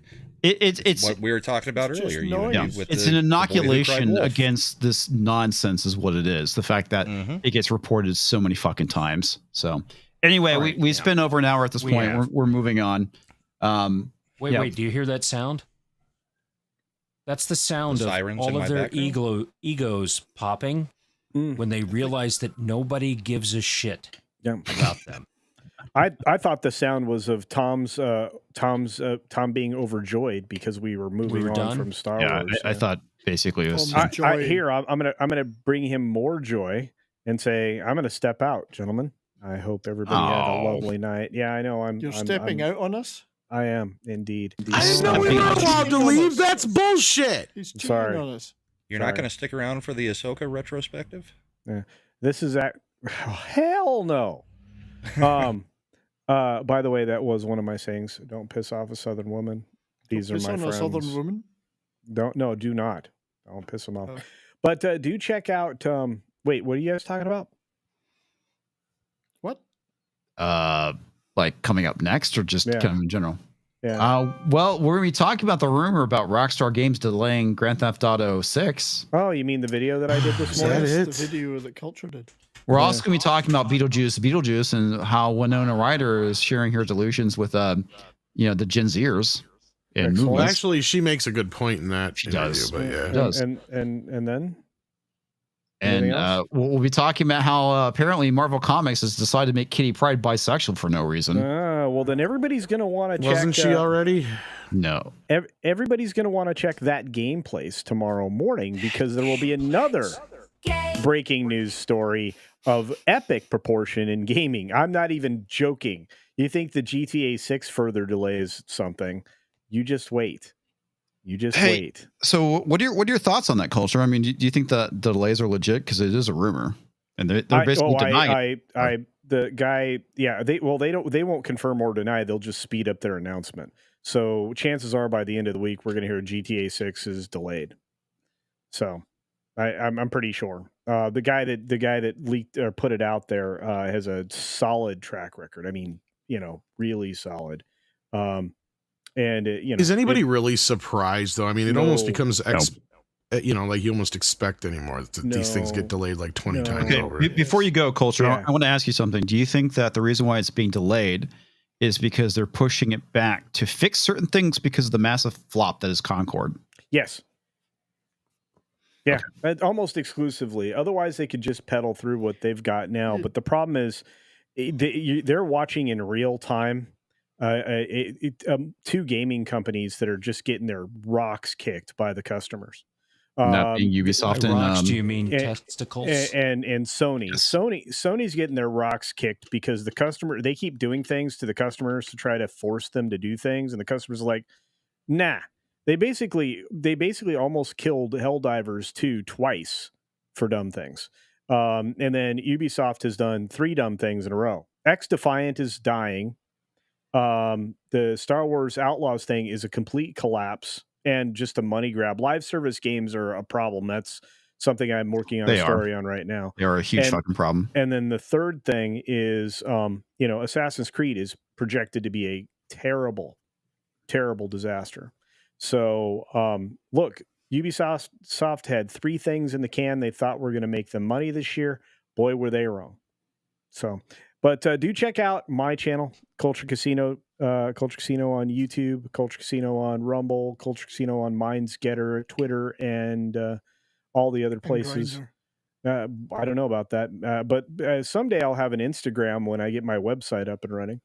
And then What was the other thing? Oh, the other thing is it's the passive aggressive digs that I find the best. yeah.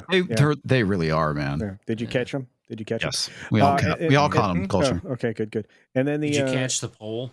Not the way that one pole vaulter did. Holy cow! Did you? Oh yeah, the French guy. Yeah, the French dude, man. That's not the way you get over the bar. French haven't got screwed like that since 1936. Wow. At least it was with an impressive pole.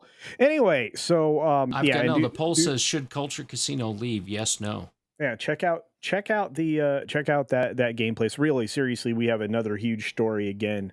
It might be out tonight. I don't know, but it was Jonas and Loki were putting it together tonight it's wild stuff. So I'm pretty excited, and I hope everybody has an amazing night. So thank you, sir. Well, I ended the poll, and the answer is no. So he has to stay. No. All right. Well, don't you kick people out? No, 41% yeah, we do. Yes. All right, I'm waiting.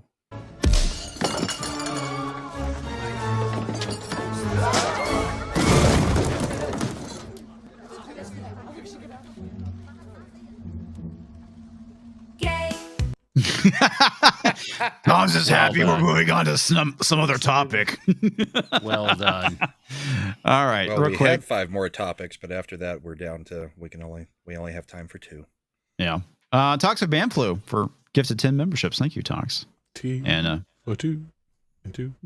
Pinochet's Helicopter Tours for $5 says big corporations did it backwards. You're supposed to get the government to enforce the mandates. You buy Disney slop before they shame and defame you or demean you. Yeah.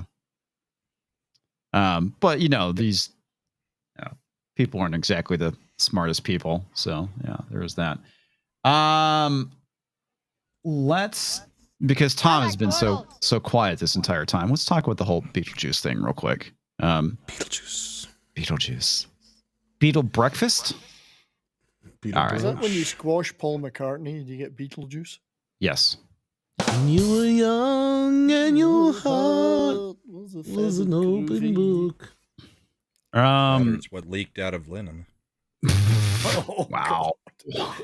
Wow. Yoko Ono, 6 fucking bullets, not one hit Yoko. Wow. Yeah, right. Watch the Ruddles. All right. So Winona Ryder basically shares her delusionment with the generation gap between hers and Gen Z in Hollywood. Seems to dunk on Millie Bobby Brown. I've gone from being the youngest person on the set to being the oldest. I thought this was actually a pretty interesting statement that she made in regards to Gen Z and the fact that none of them can basically sit through a fucking movie. And one of the points that she makes is that apparently Millie Bobby Brown said that she can't go and sit through her own movies. Any movies. Like any movie, because it's too long. So let me see what's her main point here. I've gone from, she mentioned the whole thing with being the oldest or youngest of the oldest. There are a few that are just not interested in movies. Like the first thing they say is, how long is it? I honestly, I think that's kind of a fair statement, especially if you're watching a movie theater and you're older than 50, you kind of have to pee a lot. Just throwing that out there. But you don't have to leave your seat though. Sure. It depends. I guess it depends on what your plans are for urinating.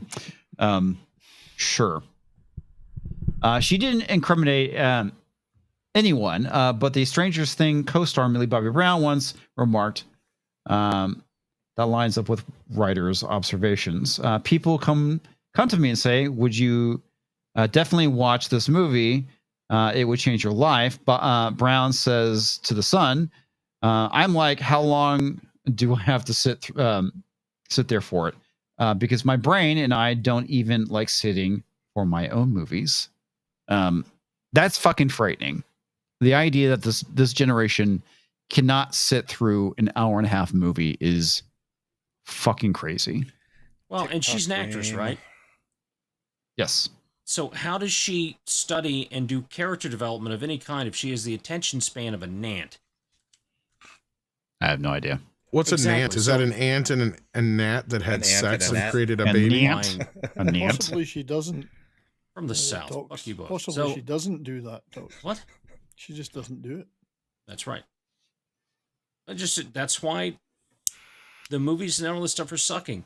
These people don't have the discipline to sit down and concentrate. And instead of taking kids that are agitated and all this stuff, bounce around and do all that, and helping them to learn the ability to concentrate and focus in school, they medicate them. We let them do whatever they want.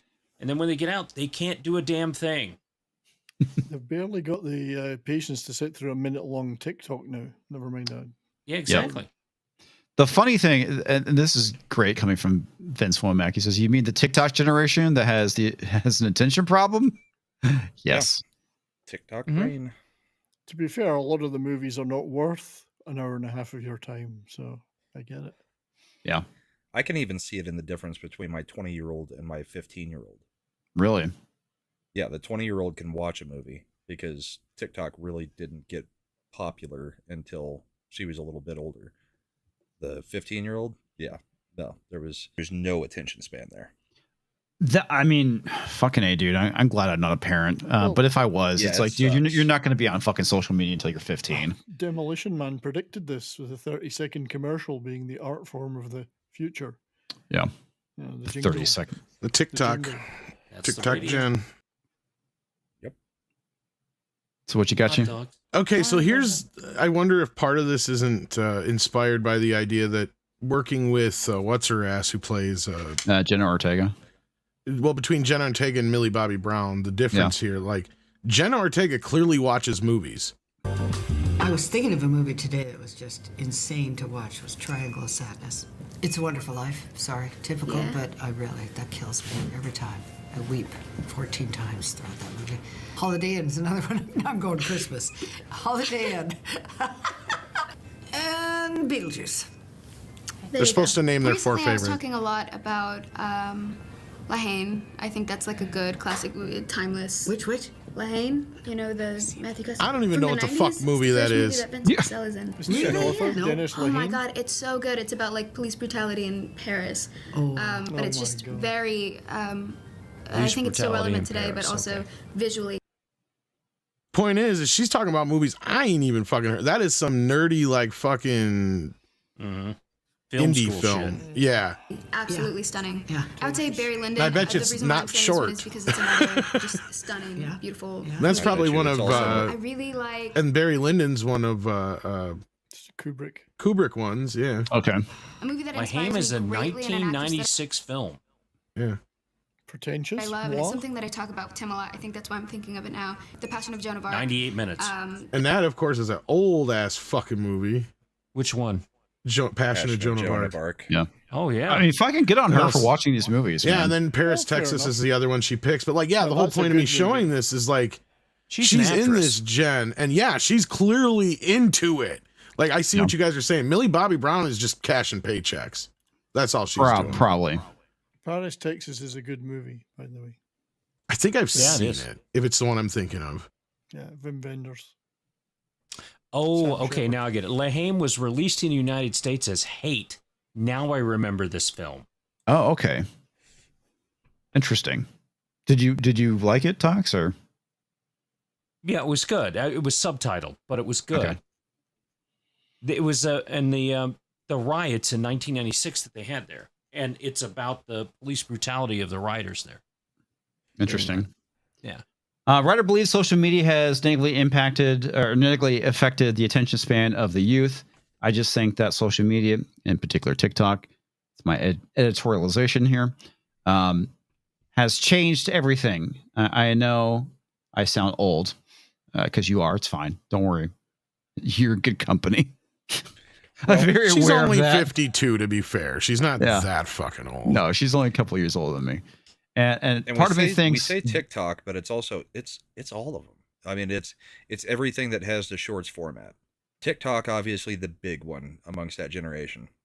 But even if you didn't let them get at TikTok and you had them on Facebook, then you've got freaking Reels, which is the same thing. It's 45 seconds to a minute. It's the constant it's shorts dopamine in general is what they pay attention to. and that's where it's coming from. TikTok is Constant the main dopamine offender, hit, of course. Yeah. But it's spread through everything. YouTube Shorts, Reels, Instagram. They've all got their versions of it's just quick hits. Yeah. And it's the same Dopamine dopamine hits. you get playing, gambling.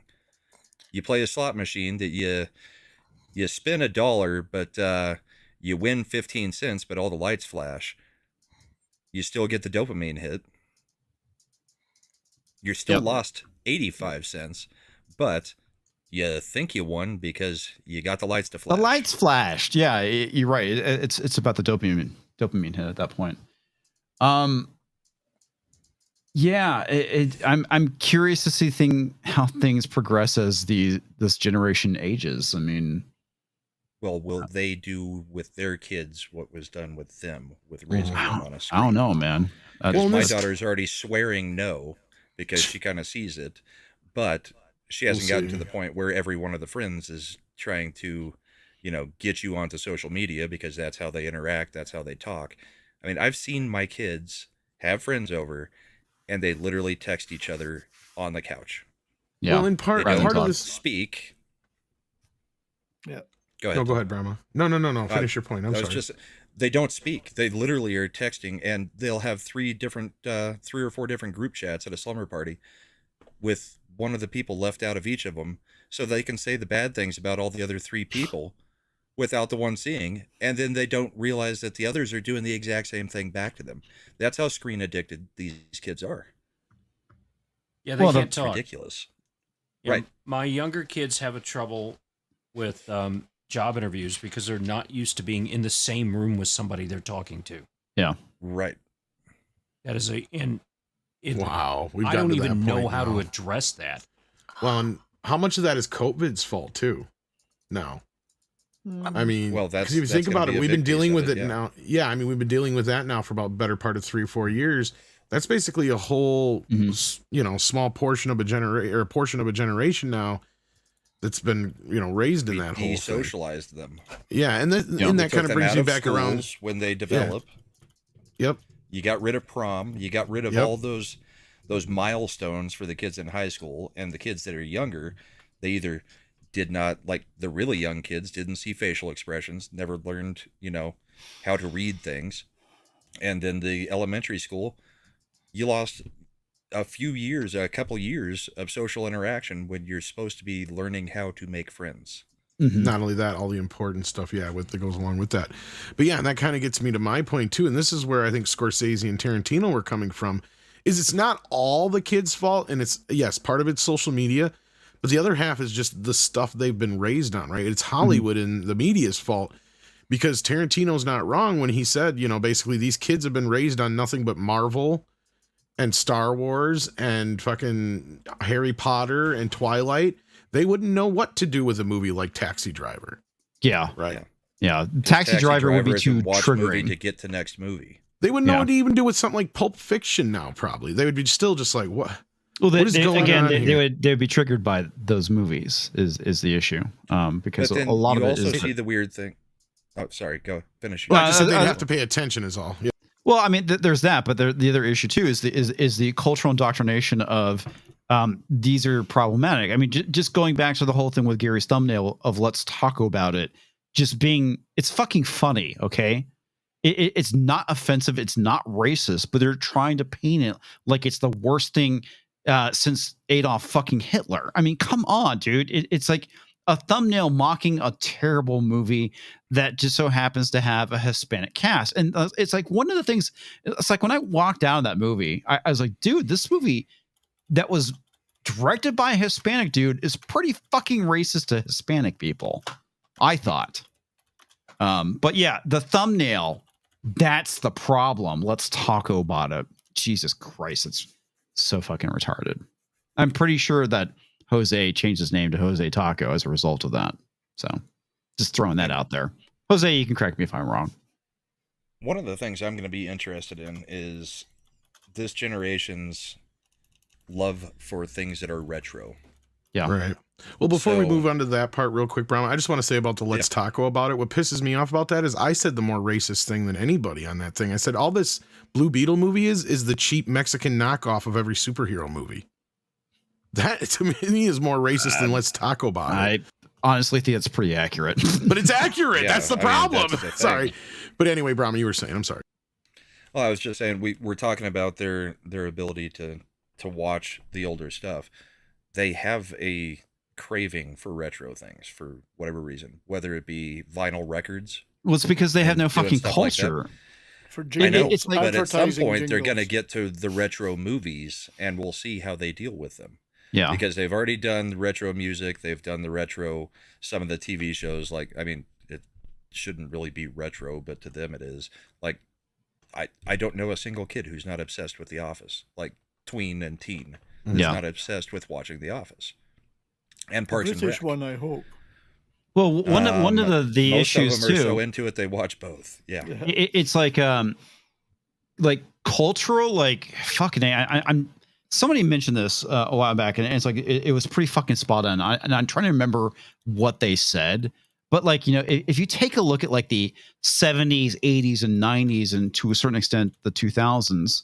I remember what it is. It's the idea, because of the internet, trends come and go so fucking fast. They don't last long enough for them to have any kind of staying power.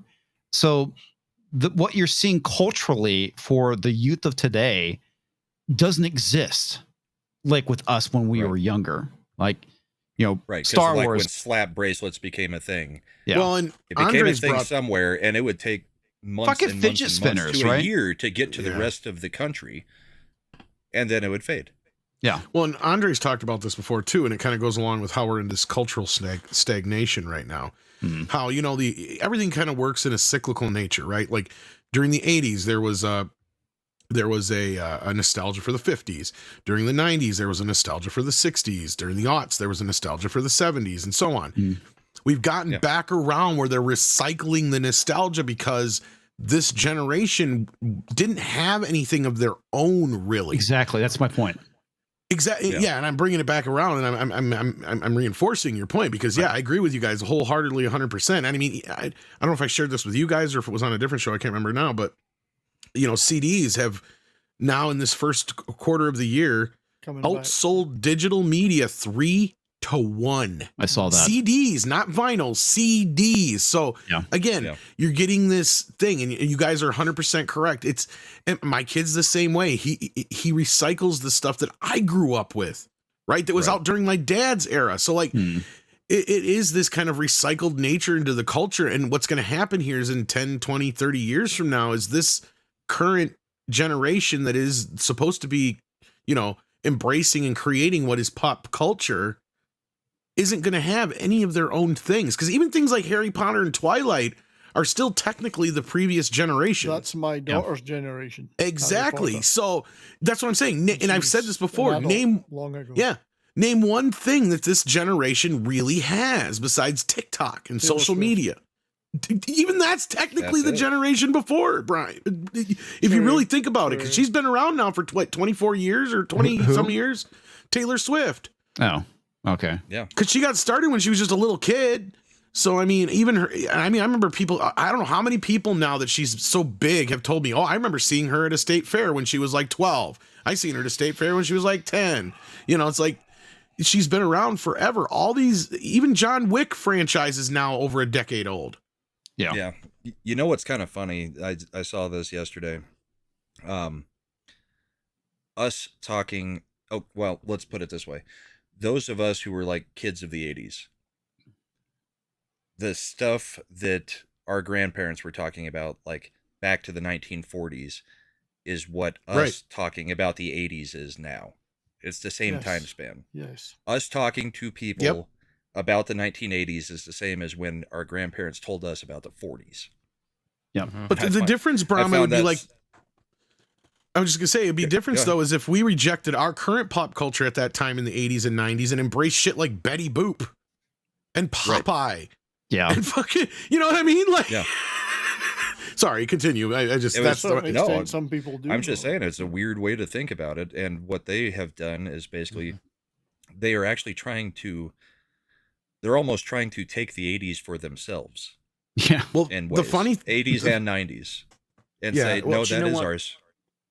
Popeye and Betty Boop never went out of style. No, they didn't. But they did kind of become their own versions of them in the 80s, but at the same time, they were rejected by that initial group and they found their way back into it. Because, like, look at Popeye the movie, for instance, right? Yeah. It was famously this big, huge flop when it came out, but ask any of us in this current generation. Love that movie. They grew up with it, right? Yeah. Like, that was our Popeye. So, like, yes, it was great. It managed to transcend. Now, do you see any of this current shit transcending? Do you see Beetlejuice having the fucking, kind of impact on the society that the original did? No. Synthwave, 80s synthwave is making a huge comeback, and it's been around, I'd say. Synthwave really wasn't even that big in kids. the 80s. That's the other thing that goes along with their misinterpretation of shit. Sorry, go ahead. But there's all these bands and stuff that are coming out, Wolf and Raven and these other things that are playing 80s synthwave and doing it with more modern tools. I mean, the problem with 80s synthwave in the 80s is the tools were so the technology. rudimentary. Yeah. And it was even worse in the 70s too, which was pretty funny. Can you imagine what Brian Wilson would have done with Pet Sounds with today's technology? Because he was like cutting magnetic tape up. But there's an argument that says, would it have been any better? That's true. I don't think I so. mean, I don't look think at so. Great But example I think it would have is taken him less time.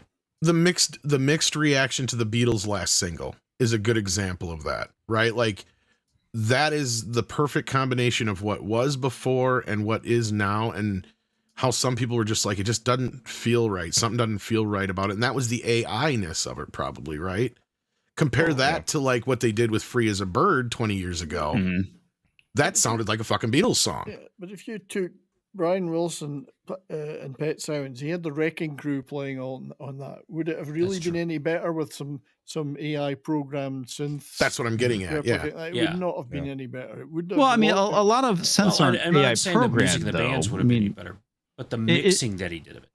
Maybe the technology is a little bit different. I mean, with like digital workstations, but the idea of how a synthesizer works is still the same. I mean, I think the difference, though, is, look, what Brian and the Beatles were doing at that time was they were pushing what they had to work with to try and find sounds they couldn't produce at that time. To make sounds that hadn't been made. Exactly. Right? Now all you got to do is push a button, and all that button is doing is emulating that sound that they created, right? Like, that's the whole thing. We're in this cyclical recycling nature of society. And it even goes along with when I keep bringing up how when I hear a song that's sampling a song that was sampling a song. Yeah. Right? It's like, do these kids even know where the original sample came from? Yeah, that's crazy. Well, another thing too, and I want to say this was Throbbing Gristle. There was like an article I read like a number of years ago, and they're talking about how they're doing like some of the industrial stuff like in the 70s, and they like rigged up like this piano or organ where he would push a key, and it would basically go and play like they had like this giant thing rigged up to where it would go and like start playing various cassettes. That's how they got their samples. Loops. I mean, even isn't a Mellotron originally a tape loop? That's what it is. Yeah, I was just going to say before you had the actual digital come into play, it was just analog basically. Yeah, before you had samplers, they rigged up this thing that would basically go and play various reel-to-reel It just tapes. had like 50-some heads on it and a bunch of tapes, and Anyone who's interested in that should go back and watch my live show about Kraftwerk. That I did there you go. Where we showed off all the equipment they used in the 70s to do what they did. Well, I mean, they literally, there's a reason. Okay, here's a great example. On almost any audio program you use to add an echo, you'll see something that says echo chamber, right? You want to know why it's called that? Brian, why don't you tell them why it's called an echo chamber? Well, I'm sure you know the answer. Actually have a room or a stairwell, or they'd go up some other basement room, or they would find another room that they sang in and then pipe that back in because they had to find a room to get the echo. They would literally even sometimes go out and find like big cement work places where they would have those big round cement blocks and stuff too, and they would bring those in, and Led Zeppelin would if they were recording in that mansion, I can't remember the one it was, they'd go out and hang a microphone down from the top down the stairwell of this huge Aleister Crowley's country house mansion and record the drums in there to get the right echo on it.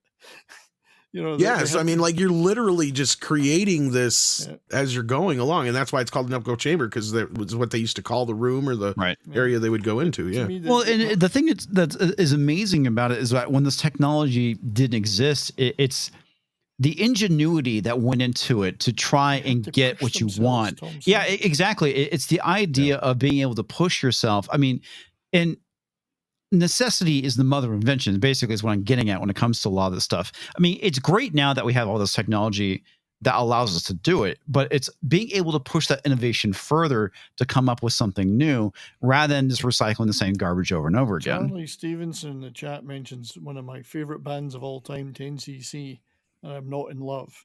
So if you heard that today, people would think that was synthesizers. It wasn't. It was all vocals. They recorded their voices dozens of times in different keys, layered it, cut that up, re-put it together again, and re-recorded it over the top of that until they created a choir of voices. So it sounds like a synthesizer. It's not. It's their voices going up and down and up and down. They mixed it all together. Oh, Boston. Boston's one of my favorite bands, and the stuff that they put together, that was all guitar. And stuff that you thought was violins and all this other stuff. I mean, well, one of the more famous stories is that the Beatles had bounced the tracks down so many times on Sgt. Pepper's because they only had a 4-track to work with at that time. That the tape had gotten used so you could see through it. Go ahead, yeah. Brian knows what I'm talking about. See through the tape. I think Queen said the same about Bohemian Rhapsody. They could see through the tape at the end. It's like, where the hell's the coating? It's gone. But that pushed crazy. people, it pushed them to be creative. Queen's another one, It pushed well, look at Brian May. They didn't, for a long time, Queen refused to use synthesizers until the Game album. Everything was done with guitars or voices. So that took an awful lot of overdiving and effort and playing about with tape speeds and all that stuff. And that was one thing their movie captured, I thought, pretty well. Sorry. Yeah. About the recording of Bohemian Rhapsody. Yeah, especially when they're getting pissy with Freddie. They're like, I love it when he's torturing Roger Taylor to sing the high bit. Right. No, do it again. And Galileo. And no, higher, how many more Galileos do you need? higher. That's funny. All right, I'm gonna get the super chat. John Winslow says for $2, Blue Beetle was originally white. That is true. BP was Hispanic. Yeah. Moving on to the next topic. Before we move on, I just remembered, and I think I've still got it. I got it. We talked about the taco thing. Yeah. I went to a Birmingham Barons game, AAA team in Birmingham, baseball, and they were giving out free T-shirts at this game I went to with "I don't want to taco about it." Taco about it. That's funny. Taco about it at that game. I've probably still got that T-shirt. Yeah. So that's nobody was complaining that day. No. Well, of course. I mean, it's finding something to be outraged about. This is the very thing that they accuse us of doing, is that we're finding stuff to be outraged about.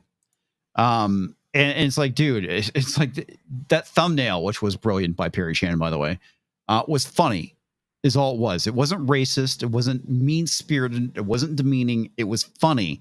And these retarded fucks don't have a sense of humor. That's the issue, right? Listen, Perry Chan's Asian, right? Yes, he is. That's a check. The best taco I have ever had in my life was cooked by an Asian in Manhattan. Okay? So in a taco truck? No. There was a Chinese restaurant. Some of the best Chinese food I've had was cooked by Hispanic people. I was just thinking the same goddamn thing. Yeah, so it was a restaurant. There was a Chinese restaurant and a taco restaurant right next to each other. And every 3 months they would switch so they didn't get bored. So every 3 months the Chinese would be in the taco place and then they would go back to the Chinese place. And they'd switch back and forth. Best taco I ever had. Yeah. So I was going to point out one other thing, going back just a little ways. Sure. Remember how we used to make fun of the Eastern European countries for being like 30 years behind the times at all times? Yeah. before the fall of the USSR and everything. Mm-hmm. Like even movies were making fun of it. Like, that somebody would go over from current time 2020 and, they'd be wearing like a Mike Tyson shirt or a Michael Jordan jersey or, stuff like that. Our kids are kind of the same way, or not our kids, but that next generation is kind of the same way. Yeah. They just keep rediscovering things from the 80s like it just hit. And it just was something that was... Check out my new Elf t-shirt. It's brand new. Right off the truck. Yeah. Well, and the funny part is, like, they'll rediscover Madonna, young Madonna, not realizing that Madonna is still alive. Yeah. Like a virgin. Back to Tox's point. I mean, it comes back to the younger generation just simply just not having the knowledge of history and culture that has existed before them. It's like all the people that are like, oh, wow, I had no idea this was a thing. And it's just like, yeah. You know what it reminds me of? When my daughter was at school, this is quite a while ago, the Kinks had a hit with a song called Come Dancing. Yeah. This is like 1980s. Yeah, and she said, oh, they've released another record. It's really good. It's called You Really Got Me. So it was a re-release of You Really... I said, yeah, I think I've heard it before. But like in the 80s. Yeah, it was hit in 64. They all thought it was new. Like, they didn't know it. I remember you had a lot of that though in the 80s though. That was the thing is like, well, that was what I was trying to say was like you have so much new shit going on that when they would do remakes or cover songs, 9 times out of 10 you didn't even know. Like Girls Just Want to Have Fun is a cover song. I Love Rock and Roll cover song. The one from Dream a Little Dream. What's the one Rock On? That's also a cover song. Once Bitten, Twice Shy cover song. Like, but they felt like they belonged because they were just done well and it fit because they had to compete with shit that was really good. Done better. Yeah, exactly. You can almost argue. A lot of times they improved on it, which is something that a lot of these talentless hacks think that they're doing. Yeah, they think that they're doing now, but in reality, they're not improving it. I mean, it's in reality what it is. What they did is they took that song and they made it their own. I wouldn't say they improved on it. Especially Cyndi Lauper with "Girls Just Want to Have Fun." I mean, because the original one's sang by a guy, it just doesn't have the same oomph to it, and she does own that song now. So yeah, once in a while you'll get that. And the same thing with like the remakes too. Yeah, sorry. Covering a song and changing genre or making it your own is a lot different than what they're doing with sampling. Right. Exactly. And they're just taking a piece of music or 2 lines of music or of lyrics and just bastardizing it into whatever they want it to be. Okay, here's a great example. I don't even know the song now, but it's like sampling Fantasy, or a song that sampled Fantasy. That samples Fantasy, which Fantasy already sampled the Tom Tom Club. So it's like, do these kids, like I said, do even the producers and the writers know anymore if these songs, like where these songs come from? I have a hard time. I never care, to be honest with you. Like there was that song a few years ago. Well, it's probably been more than a few years ago, by one of the emo punk type bands that sampled the Munsters, and nobody listening to that song had any freaking clue what the Munsters even was. Yeah, well, I mean, it's like the Misfits sampling a bunch of like old like 50s and 60s. It was the Uma horror Thurman films. song. I actually kind of dig that song, but I'm not saying it was a horrible song, but it was they're like, this is a catchy beat. It's like, from the 50s or 60s, whatever the Munsters was. It was later. Yeah, Ice Baby. I was a mid to late. I was thinking about that too. The fact that we didn't rip off him on MTV trying to no. If you listen to Under Pressure by it's dun dun dun dun dun dun. But if you listen to mine, it's dun dun dun dun dun dun dun. And I'm like, oh, okay, it's the same thing. It's the same fucking thing, man. Exactly. Yeah. All right, I know that 70s has to get out of here. Let's get him out. We'll touch on the Kitty Pryde stuff real quick, and then we'll talk some politics. Well, thanks for having me, guys. It was fun. It's been fun as usual. Thank you to the chat. You're all simply marvelous. If you have a spare couple of hours, you can always go back and check my show from today, which was a Canon Film Club, and we talked about Charles Bronson's 10 to Midnight, and we had a jolly good time doing it. It was a lot of fun. Excellent thriller. Much, looking at it in retrospect, way, way better than you would ever imagine it would be, if I could put it that way. Anyway, great movie. Charles Bronson, of course, always good. So check that out, and any of my other stuff that I've been doing, if you've got a little bit of spare time. So thank you for that, and thank you for your support. Thank you, sir. Nice, we will play you out. Good night, guys.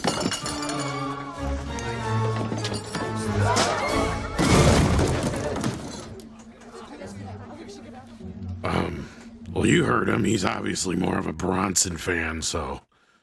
Weren't we both in the Guns and Navarone? Oh no, wait. Yeah. Oh, Kitty Pryde sounds like something very bad. Well, the funny thing is that Kitty Pryde is putting the pride in Pride now. Of course she is, because every X-Men has to be fucking gay. Yeah. Never mind the fact that she was in a relationship with Iceman and then was almost married to Colossus. But apparently now she's bisexual. Because she was only almost married to Colossus because he lied. And he's actually minimalist. Yes. Sorry. Sorry. Take it for myself. Thank you. The exceptional X-Men with, I guess, the all-female crew and whoever the fuck this guy is. With a way tamed down Emma Frost. Why don't they just add an E to the front of it and get it over with already? Okay. X-Men. X-Men, yeah. I see where the E. I see where the E goes now. Yeah. Yes. The X-Men. E is for Elliot. E is for Ellen. Indeed. Yeah. Wow. They really did tone down Emma Frost. Well, I mean, they've been doing that shit for years, and this chick basically has no tits, so whatever. Now it's Emma Frosty instead of just Frost. Yeah.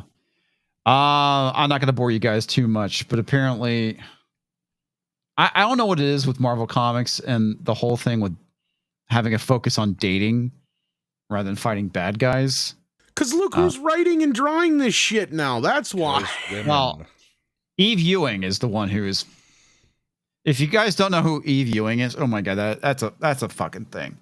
So Eve Ewing, who I don't think ever wrote a comic book in her life, who is now for some reason a comic book writer, author, whatever, creator, whatever you want to say. Apparently there was no apparently, this actually happened. They actually started a petition to get Eve Ewing to write the Riri Williams character because she looked like Riri Williams. And that ended up getting her into Marvel Comics, and now she's writing this X-Men series. If that tells you how bad things are now with Marvel Comics. Things have been bad for a while, guys. The bottom of the barrel. Yeah. Scraping the bottom of the barrel. Hey, but at least that Cena guy is not writing Gay Iceman anymore. Can't fucking remember his name. But yeah, I mean, she goes on a date, or was supposed to go on a date with the chick. Well, apparently, this is something that happened in, I guess, 2019 is where they started flirting with the idea of her being bisexual is in this. Apparently, she gets killed by Shaw and comes back to life, and she gets Kill Shaw tattooed on her fingers, and she kisses the tattoo artist, and that's basically it. So, yeah, a character who was never bisexual, always straight. By the way, the one thing I'm actually surprised that Marvel Comics is doing is letting her be displayed as being Jewish, because of all the anti-Jewish rhetoric that is coming from the left these days, and we all know that, Marvel Comics has been infested with leftist ideology. I'm surprised the fact that they're even allowing her to still be Jewish at this point. So, yeah, great job, Disney. Thanks for going and continuing to kill Marvel Comics. Yeah. It's like, I don't know what to say. There's just nothing to even say. This is more of the same at this point. Yeah. Yep. I didn't even pay attention to comics, and it's like I know enough about certain characters to know what they used to be portrayed as. Yeah. Putting the pride in Kitty Pryde. Yeah. That's pretty much what they're doing. That shit's fucking retarded. All right. I mean, I'd almost be disappointed if they didn't at this point. I mean, it would be a shocker is what it would be. Mo Zamboni for $5 says, hey all, been a stranger here, but I've caught the stream bug and been enjoying the hell out of it. Glad I'm catching the stream. You guys are real ones. Well, thank you. And so also, you're saying you started streaming? Is that the bug you caught, or you've started watching live streams again? I'm guessing watching streams would be my guess. I don't know. Say Tooth Raptor for $5. Tomorrow is my late grandfather's birthday. Sorry for your loss. Happy birthday to your grandpops. It has been 21 years since I lost him. Okay, so it's been a while. Okay. Lived through the Depression, served in World War II. All around great guy. Yeah.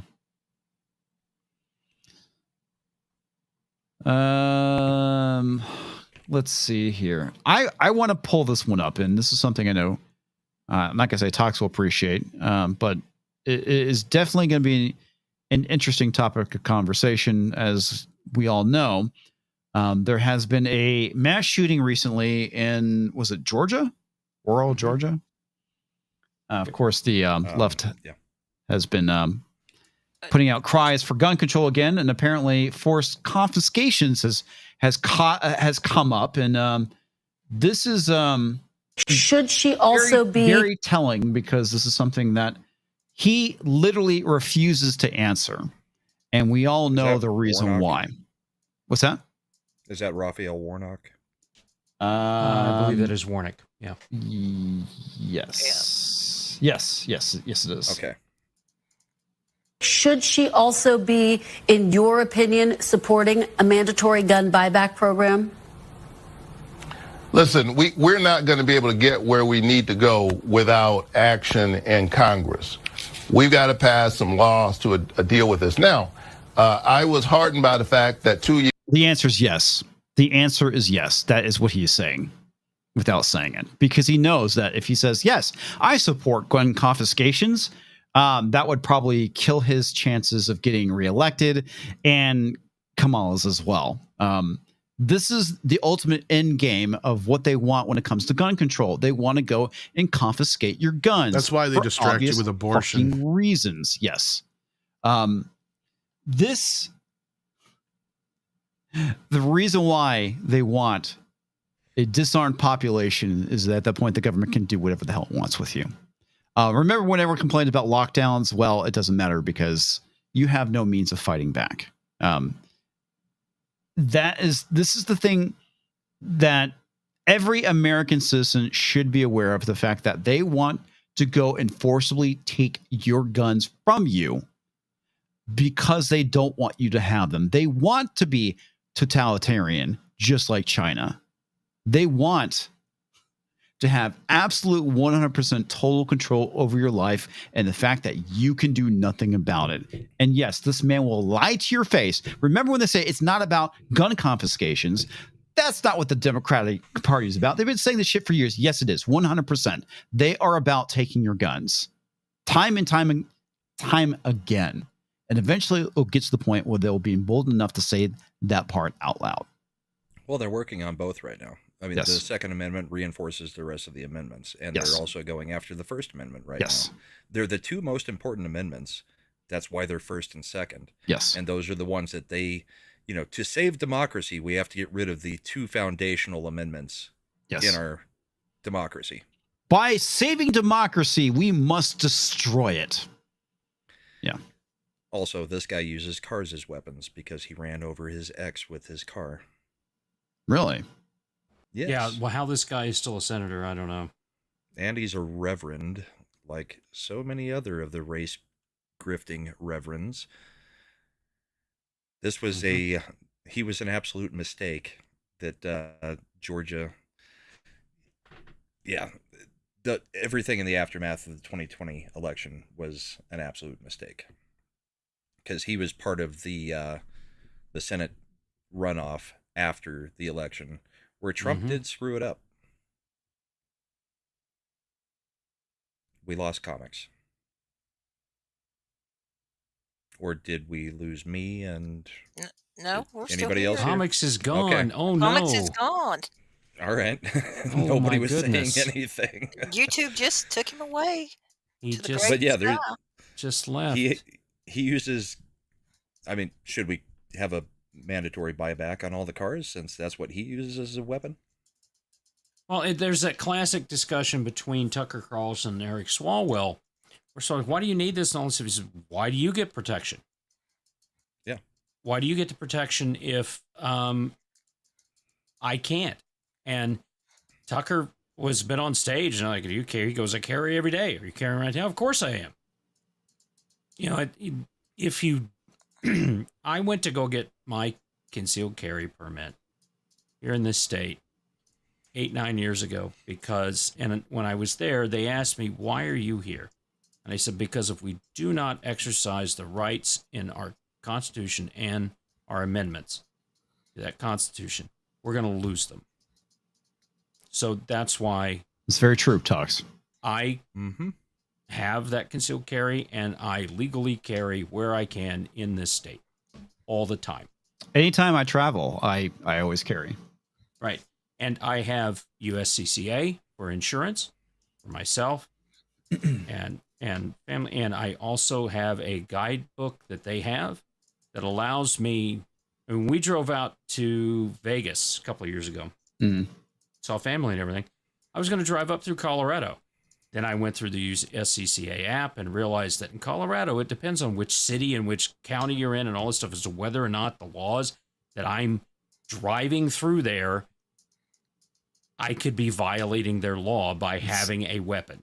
I'm like, screw that. I'm not going through Colorado. The whole state is open carry, but there are different rules as far as concealed carry. Concealed carry. And if I have it in my car where it can't be seen, it's considered concealed carry. And there's some real dipshit sheriffs in Colorado. There's dipshit sheriffs everywhere. Everywhere. Yeah. But especially in Aurora. I wasn't gonna mess with that.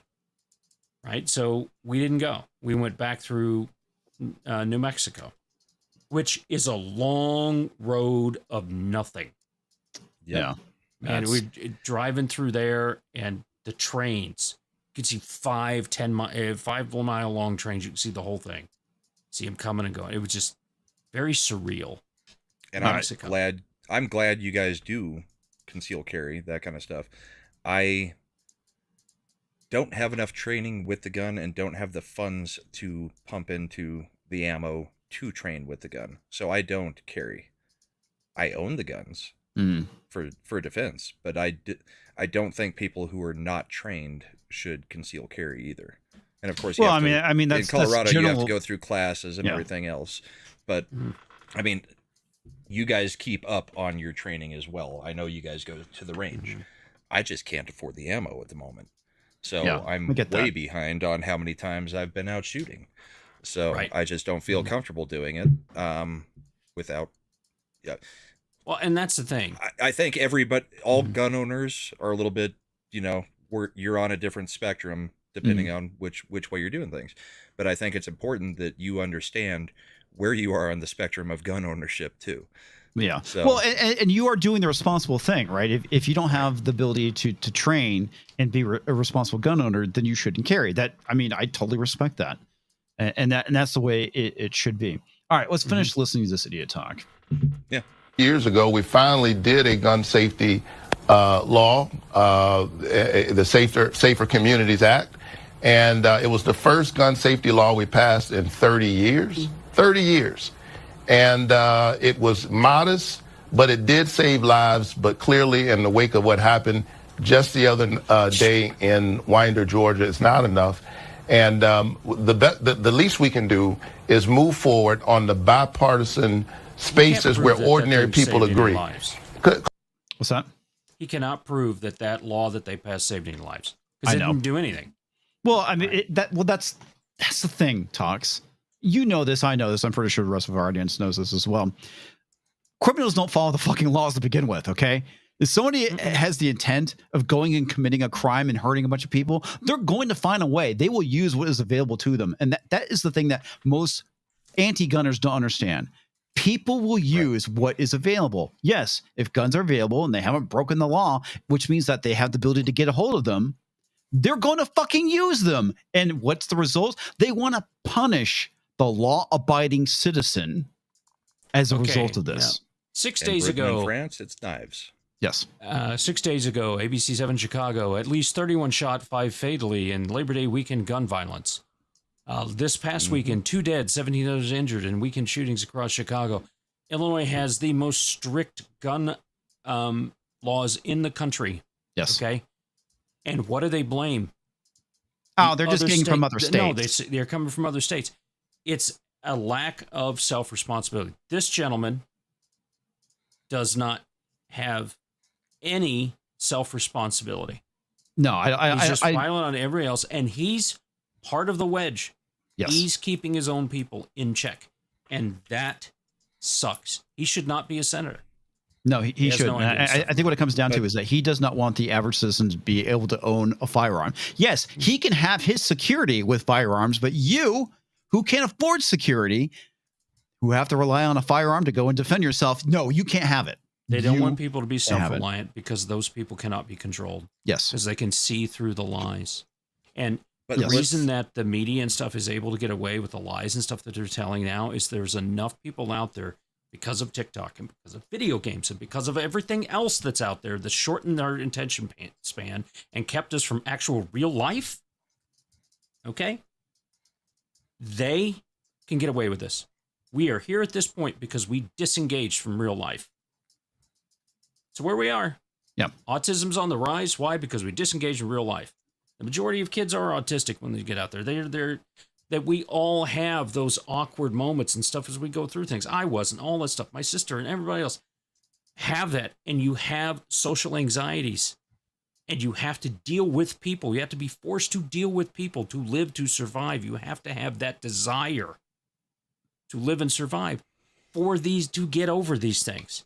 But they don't want that. They want what they want in Brave New World, which is you take a pill that keeps you from feeling so that they can control the whole thing. Yeah. And they is a group of 10 to 12 people. That's it. Well, and in this specific case, I mean, he's saying the least we could do is pass these common sense gun laws. No, the least we could do is the FBI already knew about the kid. They interviewed him last year and said he was a threat. Then the dad bought a gun and gave it to him for Christmas. That's why they're prosecuting him, the father? Yeah. That's why they're prosecuting Okay, because well, after they the came out, stupid. He deserves to be prosecuted. Then. after they came out and interviewed him and told the dad, your son should never be anywhere near a gun. He went and bought him a rifle for Christmas. Well, that's why he's getting prosecuted. Yeah, that and makes this sense. is one case where I agree with it. Yeah, I do but too. The least we could do is not have the FBI always knowing these shooters and doing nothing. That would be more effective than let's take all the guns away. Well, I mean, I don't understand why they didn't, charge him with something. I mean, if they had the threats. It's the question of, can you charge somebody for something that they haven't done? Well, I was about to bring that up. Well, didn't the mom too also call in that she was worried that their son was going to do something? That morning, they called and warned 5 schools that there was going to be a shooting. You guys need to fortify. The grandmother called in 2 weeks before that and warned them. Yeah. Right.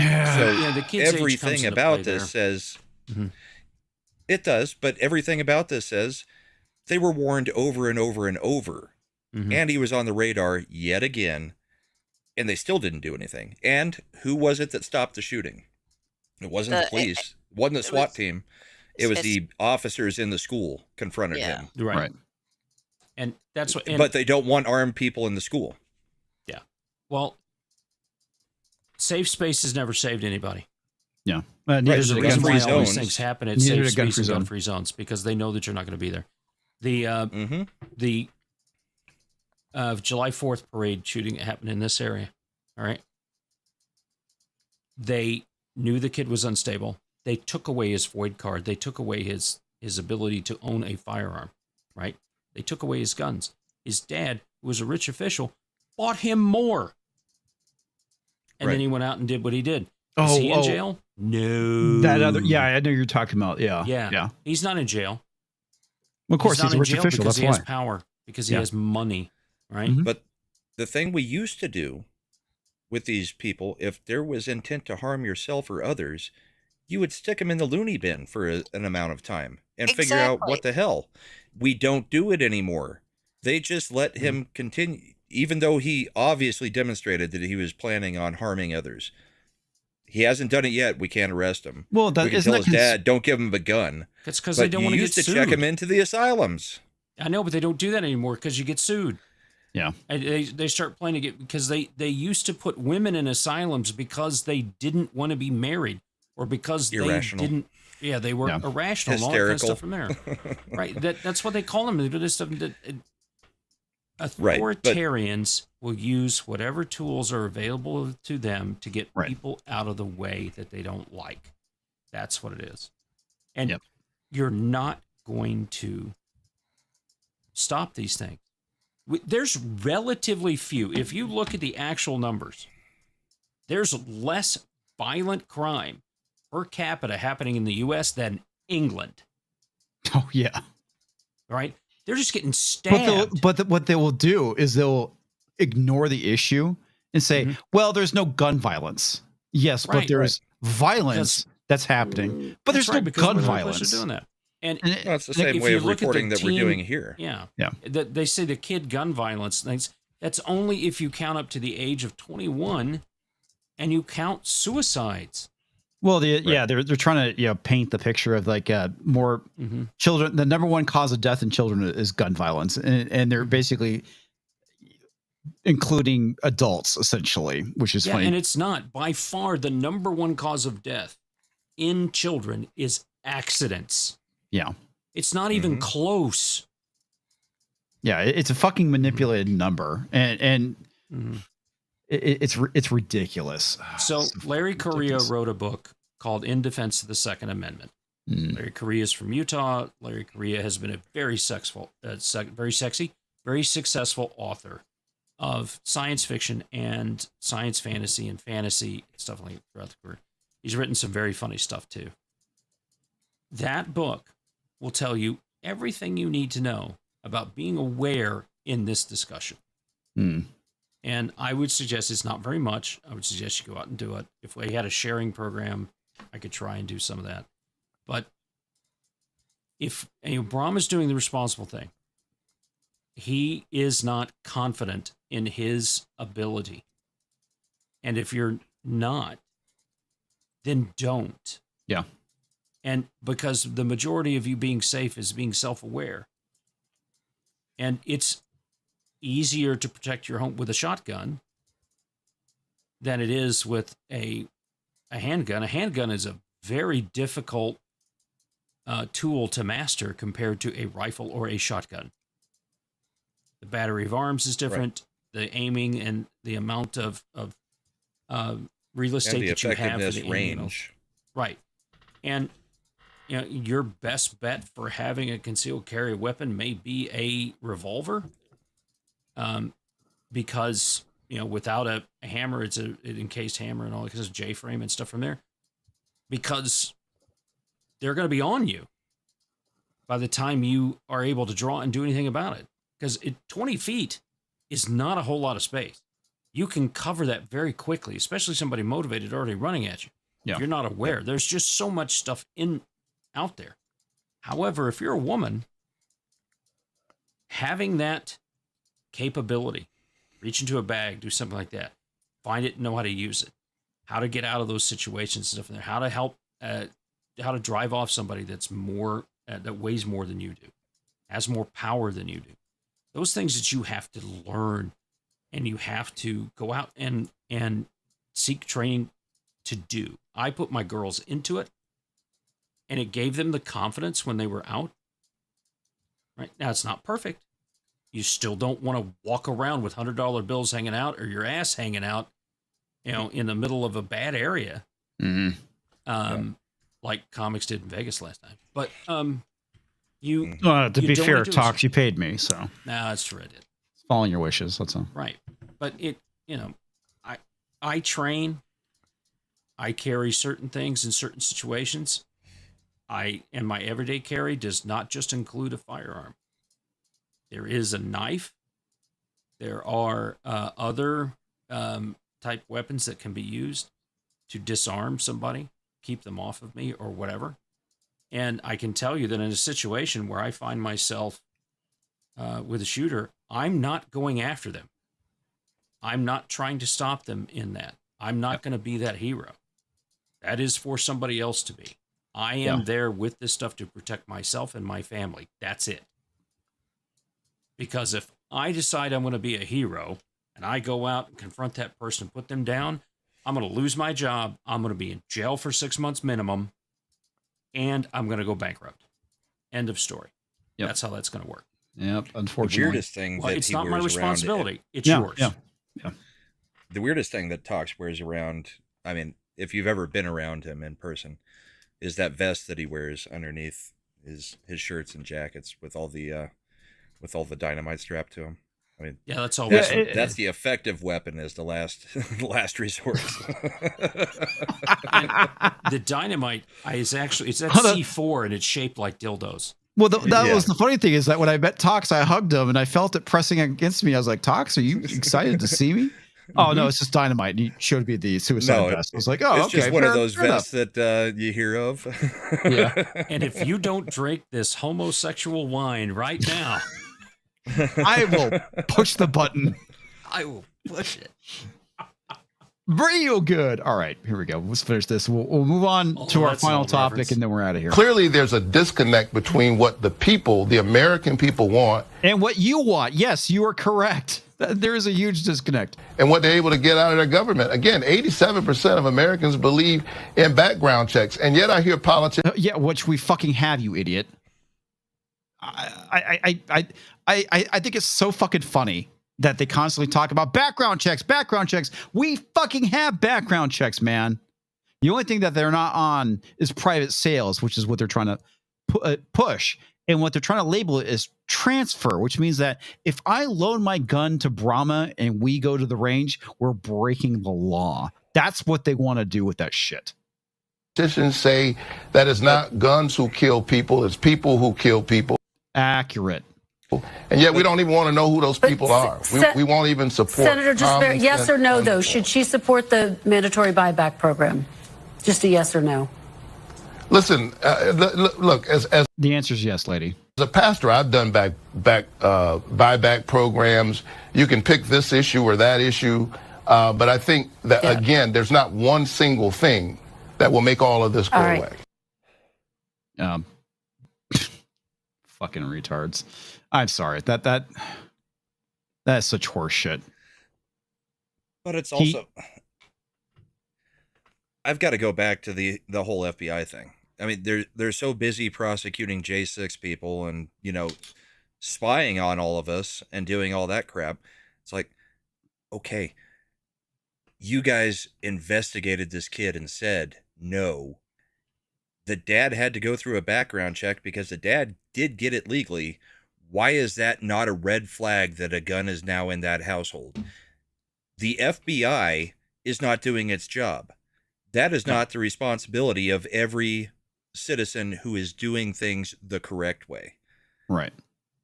All right. Before we transition over, let me get these from Pinochet's Helicopter Tours for $2. Report of DC riots right now due to a Leo shooting. Interesting. Law enforcement officer. For those who don't know what Leo means. I'll have to go try and track that down. Also for $5 says with a Remington 700, you're effective at 3/4 of a mile off the shelf. We all need to be effective with firearms off the shelf with lawful training and tactics. 100%. Right. Well, there's an actual created by Congress group, the marksmanship program, civilian marksmanship program, that you can join, and they will teach you basic marksmanship. And they teach the kids, and that's where all of those people that end up competing in the Olympics and stuff usually come from. You also, by joining that, have the ability to purchase an M1 Garand. All right. And they got the M1 Garand, the M14, I get the M3 grease gun, and some other things you can get. All this surplus that as a legal citizen, you can purchase. And I've been working on getting an M1 Garand, and I've got the M3. But Tox, you're not allowed to have weapons of war. Exactly. Yeah. I mean, there's ways you can load that thing up and do 10 shots. I mean, yeah. But I want one for the nostalgia that my grandfather carried one. My dad carried an M3 grease gun when he was in the military. And I want those kind of things. So one's a 45. Yeah, I mean, they're fucking cool. I mean, I'd love to have the M1 Garand, but but they're constantly going, weapons of war, weapons of war, weapons of war, going after the AR-15. But it's like, dude, the M1 Garand, any citizen can go and purchase. But I mean, there's no such thing as war. An assault rifle. All weapons are bullshit. assault weapons, whether knives, billy clubs, whatever you call it. Everything is made to assault someone else, and it's to project force. And the AR platform that I can purchase is miles away from what military capable is out there. All right, the things that the military gets, military grade, you do not get that as a citizen. Right? Those things are fully auto. You know, they have different kinds of ballistic capabilities and that kind of stuff. So, I mean, really, the AR platform is a sporting rifle. That's it. That just looks like that you can customize, and it looks. It's the Lego of guns. It looks evil because it's dark. For the most Yeah. part, it's a painted black gun. Right. And Tina Guzman's right. A car is an assault vehicle too. My USCCA insurance also covers me if I find myself in a riot situation and I need to run people over to get out of it. And when they were telling me that, I was like, "Wow!" Right? And it is what it is. Yep. Well, all right. The Haitians are teaching us that the car is an assault vehicle too. I had to count my cats. Cats are food, apparently. Yeah, I 1, 2, 3, 4. I've got all cats 4. and ducks. Well, the thing about it, I was like, what the fuck? If they would go after Canadian geese, it's fine, but ducks, come on. Well, the funny thing about it is I see all these things like with the cats and the ducks today. I'm like, what the fuck is going on? And then I see this clip, and it's literally a skewer that this woman is roasting, and it's pretty apparent it's cats. Literally on the streets of New York, she's turning it, roasting cats. And it's just like, holy fucking shit. Oh my God, this is fucked up. Absolutely fucked up. Yeah, Pino's right. No one in their right mind uses or wants auto unless they just want to go out. Yeah. Nobody. Yeah, I asked my dad even that the question. military guys. No. Yeah, I asked Dad. It's a waste of bullets. It legit if you is. were in Vietnam, which I can't go into that, and you were surrounded, would you want the full? He goes, no, one shot at a time. I know where it's going to go. They don't even like the burst. Yeah, he's like, I'm not even doing that. Bam, bam, bam. But if I've got 20 people coming at me, this is what I'm doing. And I need to be able to egress out and do all this stuff to even have a chance in that situation from there. So, all right, guys. Yeah. Final topic. Yeah. Hey, look at that. It's Jen Psaki. Jen Psaki's back. And she's here to call out the Russian bots. This is exactly, remember when I told you guys last week? Yeah, this is exactly what she's doing. They've amassed millions of followers, and they're among Donald Trump's most vocal supporters. But as it turns out, they were also being paid by Russia. No, they weren't. That's the first piece of misinformation. Conservative influencers are making headlines after it was Tim Pool's not conservative. revealed that they were part of a covert Kremlin-sponsored campaign to influence politics inside the United States. Okay, this is all being massively misrepresented. Just throwing that out there. Yeah, it would be nice to see the lawsuit go after MSNBC again. Yep. That's according to the Department of Justice indictment this week of 2 operatives with Russian state TV, which is none of the individuals you just fucking showed on screen. Who allegedly Not to funneled mention, nearly those 2 operatives are not American citizens. Yes, and they worked for Lauren RT. Chin is a Canadian. Well, yeah. Well, the other thing too that they keep leaving out is that the foreign operatives work for Russia today. Right. Mm-hmm. But $10 million of laundering actually may have accepted the money, and I still don't know what to think on all this. But Lauren Chin is not an American citizen. No, she's not. You can't keep calling her treasonous when she's not an American citizen. But she does live in Tennessee now. Doesn't matter. She's not a citizen. Just throwing that out there, though. I know, but I mean, these are facts that people just gloss over. Everybody needs to have the information. Well, the thing is, they're not going after Lauren Chin. They're going after Benny Johnson. They're going after the other all dude the people who weren't, that were listed as victims rather than the person who is possibly responsible. Right. Or the people possibly responsible. Because they were effective. Yes. Nearly 10 Well, okay, it goes back to she's being a smear merchant right now, right? That's what it is. It's like the thing that gets me is she's trying to paint everybody that's on this list as being a useful idiot because they weren't aware of something going on. And it goes back to what I was talking about. With the whole thing with what they're going to do is that they're going to use anyone who is anti-Ukraine and anti-Ukraine war as basically they're going to paint them as being a Russian asset at this point. Not necessarily an operative, but an asset. And that's basically what she's doing in this piece right here. $1 million of laundered money. Go ahead. I was just going to say, ultimately, all they were doing was receiving money for being on tenant media. Right. Yeah, but laundered $10 and they were million using right, They've laundered billions through Ukraine. Yeah. Well, and China and everybody else. I mean, how much money does MSNBC take from foreign contributions? CNN, everybody else. I mean, the double standard, obvious. Who cares? The thing is, and you guys, I lost my train of thought. But I think it was about the people. None of them changed their takes. No. Except for Lauren, a little bit in the past few months. But she isn't the one that they're saying was a creator. None of the creators changed their takes at any point. Most of them have already left Tenet at this point. Dave Rubin's not there. Tim Pool, I think, was doing a couple videos a week or a month.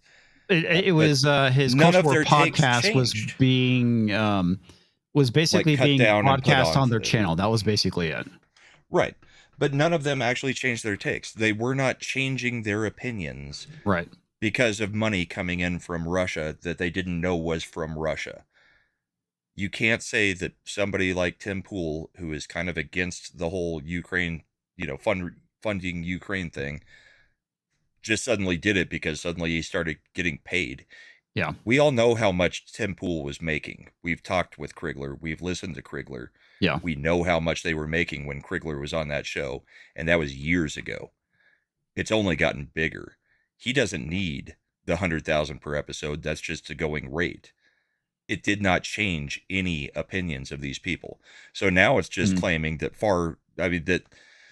now it's just claiming that anybody who has an opinion on Russia, Ukraine, that isn't pro-Russia, right, is a spy or is influenced or, whatever they try to claim at this point. Right. Talks, if your mouth is moving, but I don't know if you're muted. He's muted. Real quick, I'm sorry, correction. Doing me. It's Pop Culture Crisis, not the Culture War podcast. He might be talking to Mrs. Flu. So, but it also, I was going to say, set this up because they're volunteering to go in for interviews, which I don't think they should do at all because that gets them on record. Well, the FBI has contacted them and asked them to talk, and I think Barnes said, do not go in and talk with anybody. Yeah, never. Not even with the lawyer, no. Right now, they're listed as the victims. Stay the victim. Yeah. Right. All right. $10 million of laundered money into a Tennessee-based media outlet, which was basically used as a front company to spread Kremlin propaganda inside the United States. Now, as NBC News reports, that company fits the description. Of course, yeah. That's the thing they don't say is that they're just saying propaganda. Yeah. What propaganda? Just, again. Well, what they're going to do is they're going to show you. And Chinese and everybody else. Yeah. Russians and Chinese, everybody funds all of these networks. Mm-hmm. Apparently, it's only a problem if you're a YouTuber and you accept any money, even unknowingly. Description of the right-wing startup Tenet Media. And while it may not sound familiar to you, the name of that media company, the roster of commentators they hired for this alleged Russia scheme were already brand names in conservative media. including right-wing rage posters like Tim Pool and Benny Johnson. Rage posters? Really? Dude, like, right wing seriously? Tim Pool. We all call him a fence sitter almost every time we talk about him. Yeah, I don't dislike Tim Pool, but he's not right wing in any way. He sounded a lot like Culture Casino. He couldn't finish a point. He had so many things going on in his head at once. He couldn't finish a sentence for 30 minutes. It was bad. I didn't get a chance to watch tonight's show, so. And hardly anybody knows Taylor Benny is a Hansen and fucking Matt rage Christensen. baiter. I mean, come on, whatever. Well, I mean, you're looking at the face of the media in 1984 and Brave New World. You're looking at that the Antichrist will be the redheaded white woman right here. So, I mean, MSNBC is what Twitter was before Elon Musk bought them. They are an arm of the government. Yep. They are an NGO. And I do hope that Donald Trump wins and does go after anyone that cheated and does go after anyone that did this stuff and prosecutes them to the full extent of the law. That's what I hope. And what I was doing is the battery in my Venom red dot went out, and I was getting in to get a new battery, and so that's why the mouth was moving. Gotcha. But yeah, it's and then you have Taylor Hansen, who also lost his YouTube channel because of his affiliation with Tenet Media. Yeah, I mean, they fucking nuked his channel, basically scrubbed him from the internet, saying he's not allowed to have another channel again, which is pretty fucking crazy. Which is funny because he's probably the smallest of these people, and they're all still on YouTube. I don't know Matt Christensen and I don't know Taylor Hansen, but I know that they are not near what Benny, Tim, Dave, I watch and Matt Lauren Christensen, and he is very innocuous, very milquetoast in how he does stuff. Yeah, I've seen. But my point is, they nuked the smallest channel out of them. Well, they probably nuked the one that they can't get away with the others yet. Yeah. Well, they nuked the channel that the guy hadn't done anything for a year. He hadn't done anything in his channel for a while, and they nuked on his channel or for Tenet. On his channel, he hadn't done anything. Probably in a while because he was Tenet. so small. I mean, he was working essentially for Tenet. That's how he was making his money. He went and bought a house based on his contract with Tenet Media. So he wasn't doing stuff on his channel. He was doing stuff with Tenet because that's what he was contracted to do. That's what he was getting paid for. I mean, that's like somebody offering me, $50,000 a month to do something.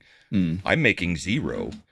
You're damn right. I'll stop making anything on my channel and go make it on Tenet Media's channel if I'm getting paid $50,000 a month. Or I don't even know the numbers. I'm just giving an example. Well, she kind of gets into numbers, so let's keep watching. Johnson, you've probably seen their names on Twitter. One commentator's contract required them to produce 4 weekly videos in exchange for $400,000 a month, plus bonuses. That's about $5 million a year for those of you who don't have a calculator. Now, to be clear, the indictment doesn't say that they knew they were on Russia's payroll. In fact, it does say that 2 of the 6 commentators were deceived. Nor have they been accused of criminal wrongdoing at this point. To borrow a phrase from Russian spy... All of them were deceived. Yeah, I know. I was thinking the same thing. It's like... all of them. All of them, yeah. And if one person was getting paid $5 million a year, which could only really be probably Tim Pool, based on the size out of that, how long were they planning for this to go on if they were only getting 10 million from Russia to do this? Because if you're giving one person 5 million of that 10 million, that's not a lot to spread amongst the others. Yeah. Though, these folks were most likely just useful idiots, unwitting accomplices who cashed fat paychecks and didn't ask enough questions. Since the indictment, 5 of those 6 commentators have released statements. Some have defended the content they created as their own ideas. Some have claimed to be victims, and most have denied knowledge of the scheme pretty categorically. But all of that doesn't matter that much now. I mean, a lot of the damage has already been done. It's bad enough that their political views are so warped They were willing. Yeah, the damage is done to them. Yeah, it hasn't been done to anybody in America. All they've done is talked about. How much money has the government spent? The government's got a bottomless pit of money that they've been giving to Facebook and Twitter and MSNBC and all this stuff to be the propaganda arm to keep people in play. This bitch needs to shut the fuck up. That's well, I agree. But how many people are watching her damn show? 5? You know, and here's where I understand we need to point this stuff out. I get it. But we also just ignore this bitch. Just 100% ignore this shit. Yeah.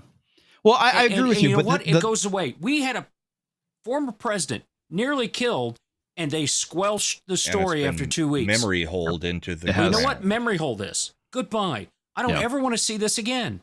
I don't care. I don't care if Russia gave them $100 million for them to not be influenced by it. Tim Pool's not having sex with a damn Chinese spy. Yeah. Right. Right? Kathy Hochul and her deputy assistant. Yep. Dianne Feinstein and her driver. Well, I agree, Talks. This should be memory hold because it's fucking irrelevant. But it goes back to what I was saying. What they're going to do is they're going to pay anyone who speaks out against Ukraine or says anything vaguely pro-Russia is basically being a Russian asset. And I think that's the ultimate goal. I think we have to pay attention to it because, like, Benny's on F&T every now and then. Yeah. I mean, do they use this as a lever to go after the rest of YouTube? They will. They already have. That's why we have to pay attention to a degree. Yep. We don't have to call attention to it necessarily, but we have to pay attention to it. Yep. And yeah, I knew it as soon as this came out. This story came out. I knew exactly what stuff was going to be said. Knew that this horrible person was going to be out there and doing this stuff. I knew it was all there. We all know this. Yep.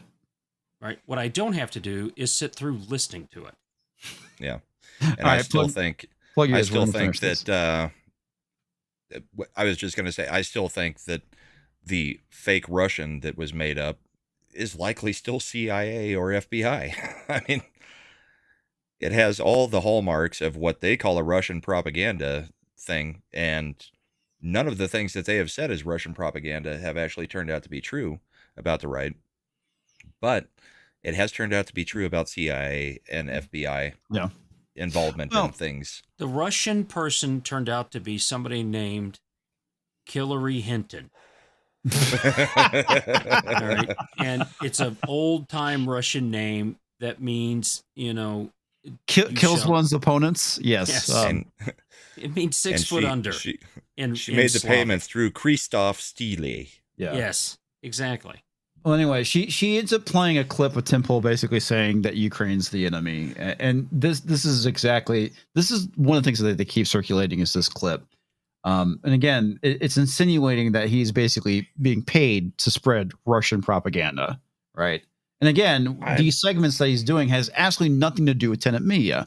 It goes back to what even Tim Pool mentioned. This is the idea. What they do is they'll find somebody that they align with politically, and they will give them money, typically through ad money. That's how a lot of this shit is done. It's like I doubt any one of the creators that they showed there had marching orders from Tenet Media to make pro-Russian content. And there was only the one example that they put in the indictment, and that was Benny Johnson when they were asked to talk about the terror attack in Russia. Right. And claiming that it was Ukraine, even though Russia kept claiming that it was ISIS or whoever. I can't remember. It was ISIS that took responsibility, but I mean... Yeah, they claimed that they took responsibility, but that was a claim that was never substantiated anywhere. ISIS doesn't even really exist anymore. So, yeah, likely it was Ukraine. And I mean, that's what any normal person would come to the conclusion of, that it wasn't just they're in the middle of a war.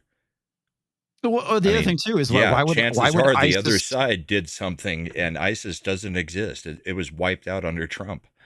Well, the other thing is why would ISIS attack Russia? Just, I mean, throwing that out there. Just, I mean, legitimately, I'm asking a question. I'm not saying this to be sarcastic or anything. I legitimately don't know. Most of the ISIS weapons, until their recent cash hoard of weapons that they got in Afghanistan, came from Russia. Yeah. Yeah. So I don't know. Of course, this is the clip where Benny's talking about that one terrorist attack and blaming But I have Ukraine. said my first video was saying, literally the first thing I did on YouTube as a video was me saying that Biden pushing to get Ukraine into NATO was going to get Russia to invade. Yes. 3 hours after that video released, Russia invaded. I have been saying from the beginning that both Russia and Ukraine are the problem. And really, it was the Biden administration and NATO that is causing the issue by trying to push Ukraine into NATO. I mean, this is not a Russian talking point. I don't like Russia. I like that Putin actually defends his country instead of globalist ideals, but I don't like Putin. But I've made the same talking points from the beginning of my YouTube career, or whatever the hell you want to call it. I mean, these are not talking points of Russia. These are talking points of reality. Mm-hmm. Well, if you're actually paying attention. Right. And the other thing too, it's like being anti-war apparently now is being pro-Russia. I mean, all this shit is fucking and being insane. Anti all of our tax dollars going to freaking Ukraine. Yeah. It's a fucking money laundering thing. Yeah, like I said, they're going to use this to smear anyone who appears being pro-Russia. Well, I just wish I had gotten my $5 million out of those videos. Yeah. That would have been great to have my own opinion and still get paid $5 million in a year. Make great. I mean, all right, Pinochet's helicopter tours for $2. Not naming them all. DOJ to stop FOIA of evidence. The other point, Tim made a lawsuit the day before, or maybe 2 days before, against MSNBC for them sharing that clip that he had on Rumble. Right, he's suing the Harris campaign. Yeah, and then they come back so quickly with this. To me, that's very sus that they had that ready to go. But we talked about that a little bit on Thursday, I think. We did. Okay. It's suspicious, except that this investigation would have had to have taken close to a year probably to have it ready. They may have been waiting to pull the trigger on it, or waiting for something to make, something to happen to pull the trigger on it. And that may have been Tim Pool's lawsuit, but you don't just have this investigation and indictment. I think this is an early October surprise is what they're trying to do. They're trying to discredit the the people who basically that are obvious Trump supporters. They have a large followings that a lot of people are probably going to vote Trump because of these people, because of what they've exposed. Right. And they're trying to go and discredit them. Right. And a lot of them are still talking about the assassination attempt that nobody else wants to talk about, and pointing to how many oddities there are in that assassination attempt. I mean, they haven't gone after Bongino yet, but I mean, that's the next logical step, is going after Bongino, Megyn Kelly, the next tier up. Yeah. Yeah. I mean, they're going after Elon because who was it? Oh, Britain today made another call to bring him in today. Yeah, they've been threading that shit for a while, and again, it's because he is going against the narrative. He is not in control. He's not being controlled by the government or governments or the UN or whatever. He's a huge thorn in their side. I mean, the reason why we're at where we're at currently is because of Elon buying Twitter. And again, not saying the guy's perfect. Definitely made some mistakes with Twitter, 100%. But at the end of the day, the reason why this narrative is falling apart is because you have one holdout, and that holdout is now Twitter. And eventually, because of that, two holdouts. Brazil just blocked Rumble today. Oh, okay. Yeah.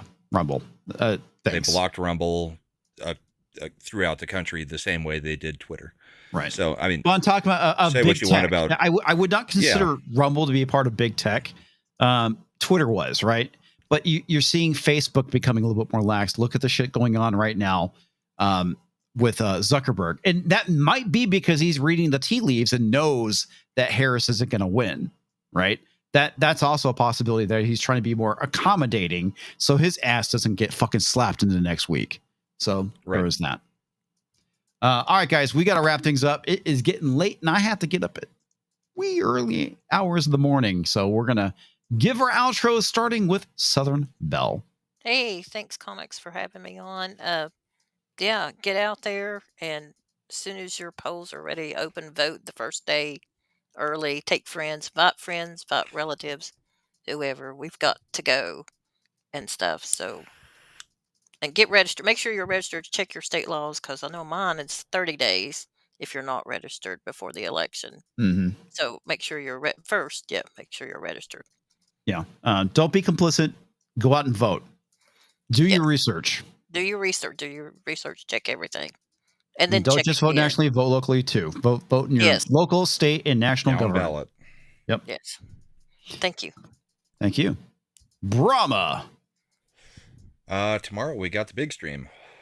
The presidential debate is tomorrow, and I'm not used to combing at Mars Monkey. We got the debate stream. We got Carrie Smith, Comics Division, Culture Casino, The Shagsworth, Little Chad, and possibly others. So come and check that out. If you're gonna watch the debate and don't want to just watch it, on TV or normal, and don't want to go to one of the mega streams like Crowder or Daily Wire, come hang out with us, because we'll have a really good time. We got a good panel lined up, and should be an interesting night. We'll see if Kamala falls on her face or not. And then the rest of the week, I got Thursday Night Throwdown and Ascend and Art on Friday, and then the Bullpen on Sunday, which this will be a special episode of the Bullpen Tuesday night. So come check it out. I'm 11 subs from the 500 to get initial monetization, and about, I think, 800 hours.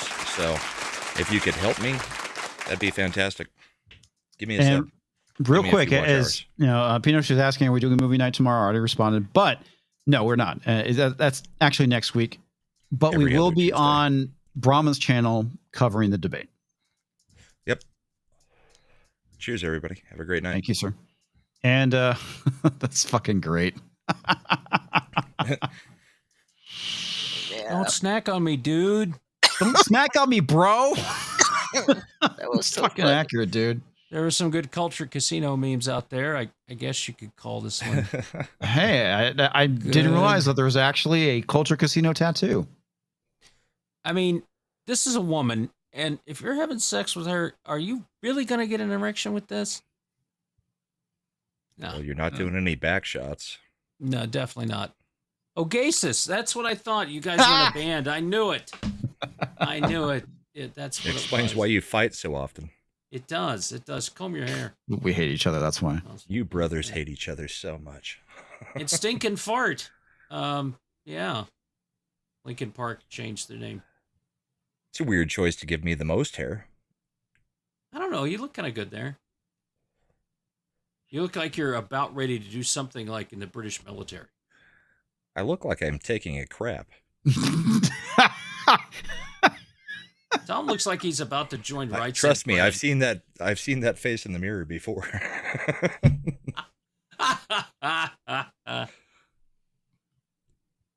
Well, yeah, I don't know what's going on. What am I doing? Thursday Night Throwdown, you got the thing tomorrow night at Brahma's channel.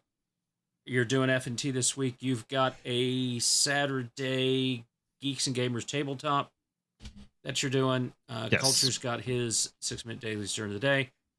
He's going to be on probably Mr. H Thursday. We on Mr. H Tuesday. And Corey's got his Dick's News that do 7 o'clock on Mondays and Thursdays for the show. So please go support Corey. He's doing some stuff with food and things on the weekends as well. So go out and watch Corey's channel. Stuff from there. Nick Weiser, I think, is doing Toxic Tuesday tomorrow. So you got him out there. And of course, Brian, catch him on his Monday shows. we will be doing Dodgeball as our next movie. That will be on the 17th. We put something out on the community tab. If you are a member of CD.com at the Take My Money Damn It level or above, there's information there on the movie and which one we're going to be doing. Also, the last 3 movies that we've seen are there. You can rewatch those. I will be sending out the 10% coupons for Beach Punk and Comics.com to those. So we'll have more community notes. We'll have more community tab activity we'll put out there, and also on Twitter, letting everybody know that when we're doing that on the 17th, 9:00 Central. Awesome. Thank you, sir. There's some confusion on how I stare at myself while taking a crap. Reflection in the phone screen. Everybody reads something on their phone while you're taking a crap. You get the reflection. Yep. And I also might do an impromptu game stream tomorrow because I need footage for my next video. So I'm probably going to be playing a little bit of Space Marine 2 that dropped today. Really excited. Want to go kill some fucking Tyranids. That game looks amazing. We'll be working on another video this week. Hopefully more than one. And try and squeeze some more videos in this week. Probably talking about follow up to what has been happening with the attempted cancellation and probably some video game news as well, specifically around Concord, and that's been a fucking disaster. So anyway, folks, thank you for hanging out. Enjoy some credits. Thank you to everyone that went and donated both on the YouTube and the Green Machine side. We will catch you next time, and as soon as I can find it, enjoy some credits. Good night, everyone. Night. Night. New song? New song. It's instrumental, so there's no singing this time.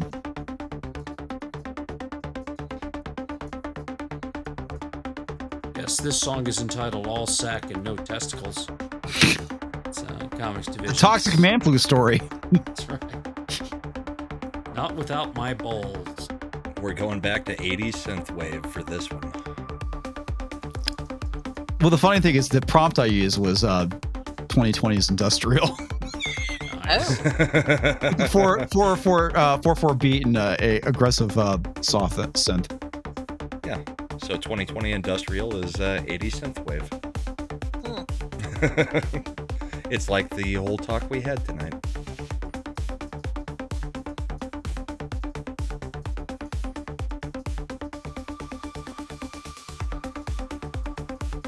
Oh, by the way, Carrie says hi to everybody. That's why I was late tonight. I was having dinner with Carrie Smith. Oh. I'm pulling a Culture Casino and being like, yeah, I had dinner with a creator. Did she drive through on the way from vacation? Yeah, they've been.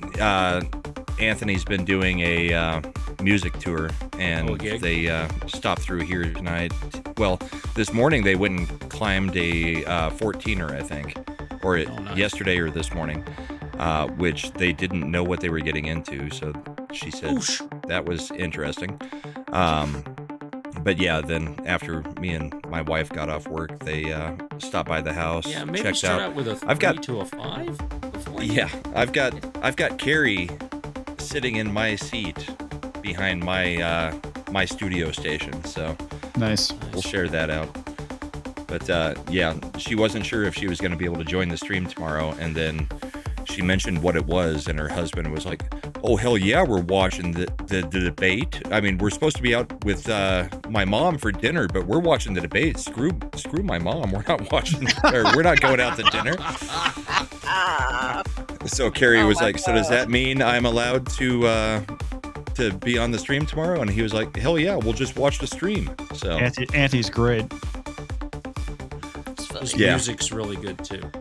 He's very talented. They're heading to Albuquerque he's doing a show on Wednesday night in Albuquerque. Nice. So if you're anywhere near Albuquerque, look up Anthony Garcia Music, I think is what the channel is, right?